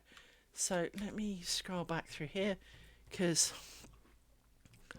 it'll be back through here somewhere. Were the fuglies before or after the... I think the fuglies were before, weren't they? Fuglies were before I did the pillow and the failures. Yeah, it was before that. So let me go back. Because the fuglies were so that. Well, there's the summer and winter ones that I've got a set of. Hang on. So this is the summer and winter ones that I've got. Which I like, don't get me wrong. But as I said, because you close up you can see the little colours. I was in search of better, which is how I came up with the stuff for the... Because you can see, you know, as I say, you can see here, you can see the little the light dots in the dark bit and the dark bit in the light bit. It doesn't show so much once you've washed it, but it still shows. Here are the fuglies. Here is a picture of all of the fuglies. Now, these ones here, these 6, less bad. Because I had white on one side, a strong colour on the other side, and, you know, I kind of did almost like dribbles. That kind of worked. The Seismogram Brigade here, down the left-hand side, not so much. The one with the shapes in it, definitely not. Now, the bottom one of the middle photo, where it looks like it's 3 colours, it's not, it's just because the 2 colours were kind of a bit more complementary. It does look like dripping icing, and that was kind of the plan. I was thinking of kind of cartoon drips and stuff as I did it, and I managed to get the kind of curve going. The seismograph thing, not so much. The green and blue one on the top right of the bottom set on the right looks a bit like trees in a forest. That was kind of okay. And the one underneath it that's orange and blue, dear God, as I said, they were ugly. They were deliberately ugly. Do you know what? These were the most popular ones I ever made. That people go, oh, I like those. I would burn every single one of these. Maybe not the 6 kind of ice dripping ones, because they were all right. But there's a Dennis the Menace one. There's the Shapes one that just is really awful. It's just ugly. And for example, here's me making it. So, you know, what I have is I have a bright pink warp. It is literally hot pink warp. I've got white and orange going there, and then if I scroll back through some, here's, I mean, pink, orange and yellow. Ew! I mean, I did do it deliberately. Blue and yellow. I mean, I did do it deliberately. I promise, I did do it deliberately. But this didn't work. This was the beginning of the shape one. This one just didn't work out, because what I found was that, I don't know whether it's my eyesight. I have a problem with my eyesight in that there are things that I can't see very well. So, for example, if you put a twisted cable in front of my face, I almost can't focus on anything because my brain freaks out. And I found that trying to line up the shapes in this one, so this is obviously kind of supposed to be a diamond, I couldn't tell where the join of the 2 colours was going to be to make a decent straight line. Even though I knew where I wanted it to be, I would put it where I thought I wanted it to be, and then it would go, nah, and move over a bit. And that really, I mean, there's the pink warp. I mean, how pink is that? I mean, that's pink. It was simply unpleasant. But here's me making the summer and wintry ones, again. So I made 2 sets, so that's why there's 2 pictures of it. I made 2 identical sets. This was the set I made for my ex-husband. I don't think he uses them, which is slightly irritating. But these fuglies, the fuglies just... It is. These I made for my friend Petey, who I love with all my soul. And I did these the wrong way around. How did I do these the wrong way around? So...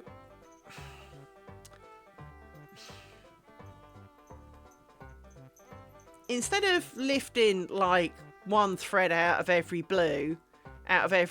kind of blue moon, I lifted all the threads, and I can tell you now, reach when I was doing 1 set, because it took all of them, that was hard going. There were sets on the outside that I really needed to scratch. These were my overshot ones with the mega mistake in it, which was slightly disappointing. This was me trying out a pattern that I saw, and as you can see, there were huge floats in it, and the pattern didn't work, so that didn't last very long. Oh, thank you, dog. Little Rory when he was little puppies. Look at the little tiny puppies. My tiny puppies. When they were littles. You was littles. Look at you. You both fit on a cushion. Little miss. Trounce. Yes, your head in my face is not helping. No. No. No, it's not. You're my little puppies when they were littles. Oh! So I made all sorts of things. Oh, look, a double knitted scarf. Me trying to draw. Oh, poor old Maddie. Maddie sitting in front of the fire. The picture I made for my dad. This is the picture I made for my dad. So here was the original one that I drew. And here was the picture of me actually painting it. So I traced it out onto a piece of paper and painted it in memory of my father. So that was me doing that. I can't draw for shit. And oh look, Fiona and the purple squirrel. Well, actually there's no purple squirrel, but you should be looking at the purple squirrel. That in the background is Maddie on the right, Lucy far back. It's been I've been posting for a long time, and I've made some ugly things. I've made ugly things, I've made good things. I've made some seriously ugly things. My first go at ink or weaving. Well, it's kind of what I did to trace it, to be honest. I printed it out and then traced it. This was not that. This was my first go at ink or weaving, and it took me 15 lifetimes to get from A to B because the instructions in the book were not that good. This stuff I bought, and I made this out of it. I made a couple of well, I stuck it on the end of the pink warp, as you can tell. This is me pulling the fuglies off the loom. Yeah, this I made that tea towel. I also made a white one with off-white, kind of fluffy, which was kind of interesting, which I made later. This I made, which I quite like. I like my gimp kind of thing there. Oh yeah, I forgot I made a brown one. The only problem with this, how do I explain my problem with this? I had a turd brown and teabag coloured school uniform.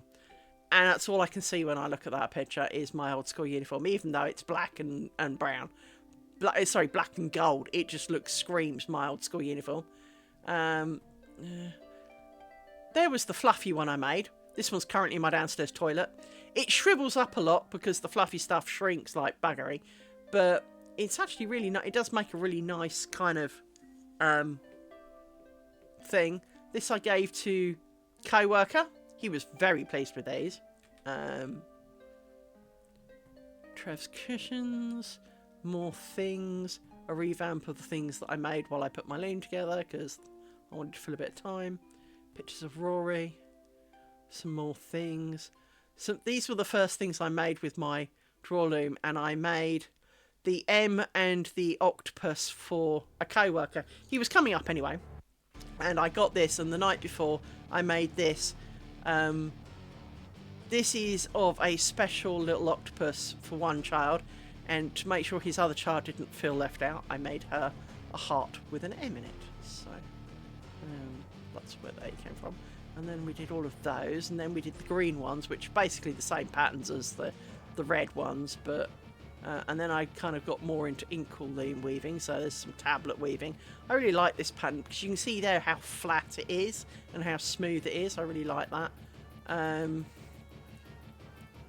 Little Amy looking beautiful and good and not naughty and annoying as she more or less is. Yeah, this is me, so me. In fact, this is this. There you go.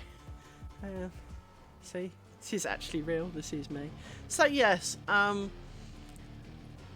it is 10:15. I haven't achieved a lot today, in terms of my lace making, but I have done 2 sections. These 2 sections more than I'd done when I started, so, you know, let's try not to be too bad on myself about it. Let me push down the pins at the back. It is some days it is harder than others to bring myself to do this. And it's weird. It's not that I don't want to, because I do want to. I want to see the end result. I want to see the end product, because of course, until I've sewn it all together, none of us truly know how it's going to look. I mean, we've all got a good idea how it's going to look, but until it's done and it's kind of in the window and it's doing, being a net curtain, it's kind of a mystery, right? It's until it's finished and done, it's not finished and done. And well, things could change between now and then, because I could make the middle fall different and all of those kind of things, right? So there is this little bit of me that's kind of going, well, I do want to see it done. No, it's not. And I think to a large extent that also makes it harder, because it is, kind of not quite a lifelong commitment, but, almost. It's all right. Not being able to see the ends of the pins is not helping, because all I see is shine. So let me change angles a bit. It is, I think, until we... Hang on, I need to move the microphone. Boobs! Will you get out of the way? Now the table's stopping me turning the thing. There we go. I want to see the end. I want to know how it's going to look when we're done. I want to see the fruits of my efforts. But there are days when I just kind of... Not today. And I struggle with that sometimes. And as I say, it's not that I don't want to do it. These pins have got bigger heads. I do apologise for this, because it does mean that it doesn't show the pattern as well when we push the pins down. So, for example, let me pull my thing up full screen so I can see what you see. You see, that doesn't show you half as well as it used to, because, again, shiny. It doesn't show up quite as well as it used to. I mean, if I unpull this bit, these pin heads are obviously clearly much smaller, and you can see much more of the stitch through it. I mean, obviously, if I zoom in, she says, changing screen on a doody, and let's just go in. Hang on. Go in and left. I always get it the wrong direction. So if you look at these down here, you can quite clearly see quite a lot of the stitches. If I zoom up, it almost can't focus on it because it's too shiny. But it's much harder to see the stitches through it. These are unfortunate problems of running out of pins. One of you's... No, it's... This one that looks dark is just because it's at a slightly different angle.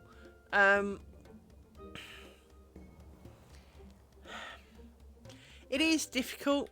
It is a difficult thing. It's, as I say, it's not that I don't want to be making my net curtain, because I do. I just kind of suffer from the... I want. Oh. It's... Now I've got there, now I'm sitting in front of it. Actually, maybe not so much today, And how come I've got spare bobbins?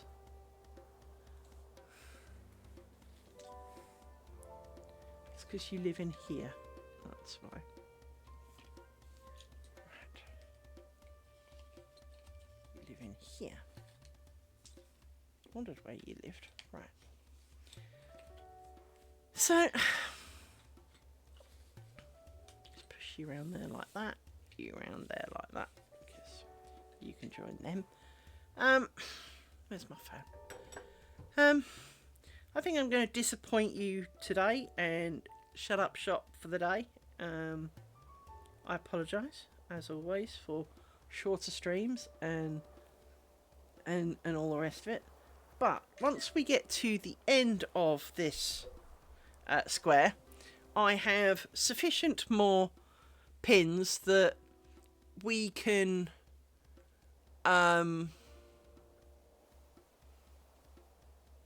I just realised, Mara, Dim, one of your messages didn't go through. So yes, sorry, yes, Intentionally Fugly is a lot of fun to create. I was too busy looking at the Instagram page, I didn't see it go into the mod queue. Fugly is fine. I started it, I named them Fuglies, so... but yeah, I think, you know, I find myself in a difficult position because I want to do more of this, but then I get... No, thank you. I mean, it's difficult. I do appreciate that, you know, it's not like I've got 1,000 billion followers and that, you know, 5 billion people are not flocking to see what I do. And I don't expect them to, I really don't. I do find myself a bit like I want to get to the end, but today I don't want to take any steps to get there. I do find myself sometimes feeling disappointed that the stream is as quiet as it is. I really do like the conversation because it helps me keep going. It makes me feel that people appreciate being here. And I know that lots of people come and look because I do it on other channels. I mean, I've been sitting, and the whole time we've been sitting talking, I've got a stream going in my ear that I can't see because I've got, you know, stuff up on the screen. I've got OBS, or I had Instagram up for a while. I haven't seen a single thing of what they've been doing, but I've been listening to them. And I know that people do that to me. And so I don't hate them for it. I really don't. But it does help me when there is some chatter. And because then I feel slightly less alone doing it.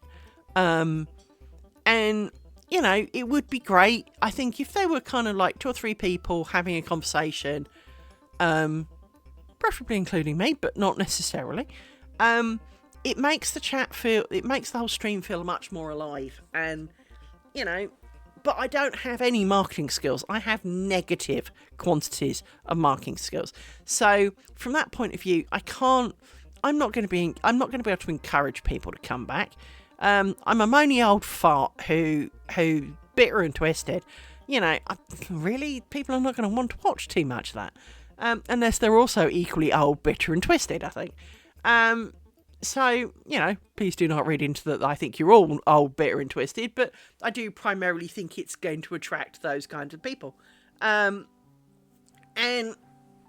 I think, you know, there was a CBS thing over the weekend on lace making, and obviously they persuaded the man who was doing the interview to have a go. And he starts off all cack-handed, partly, I think, because instead of picking the bobbins off the well, yeah, you know, I am a get off my lawn, you kids, you know. But this guy was not doing the picking up bobbins, he was doing the fiddle with them in your hands, which I think to a beginner can be more complicated. Because bobbins can twist by themselves when you're not meaning them to, whereas when you pick them up and put them down on a pillow, they kind of go where you place them. But by the ends of it, he was, I won't say steaming along, but he was moving along fairly methodically, and making lace. One lady did say something which I liked, which was it's really not that hard, just don't tell your friends because they're mesmerised about how complicated it looks. And it's true, I mean, I've said this so many times, it is not hard. It is either left over right or right over left. There is no more to that. Now, your brain can fart and hate it because it's going, I can't cope with that, I can't cope with that. Tallies, picots, which are the banes of every lace maker's existence, I swear. But you can make some really beautiful things. All just by going left over right or right over left. So realistically, anyone can do it. Practically, maybe not. I shall see you tomorrow, hopefully. And I do appreciate that you come and see me and talk to me because, well, you help a lot. Thank you. Bye-bye.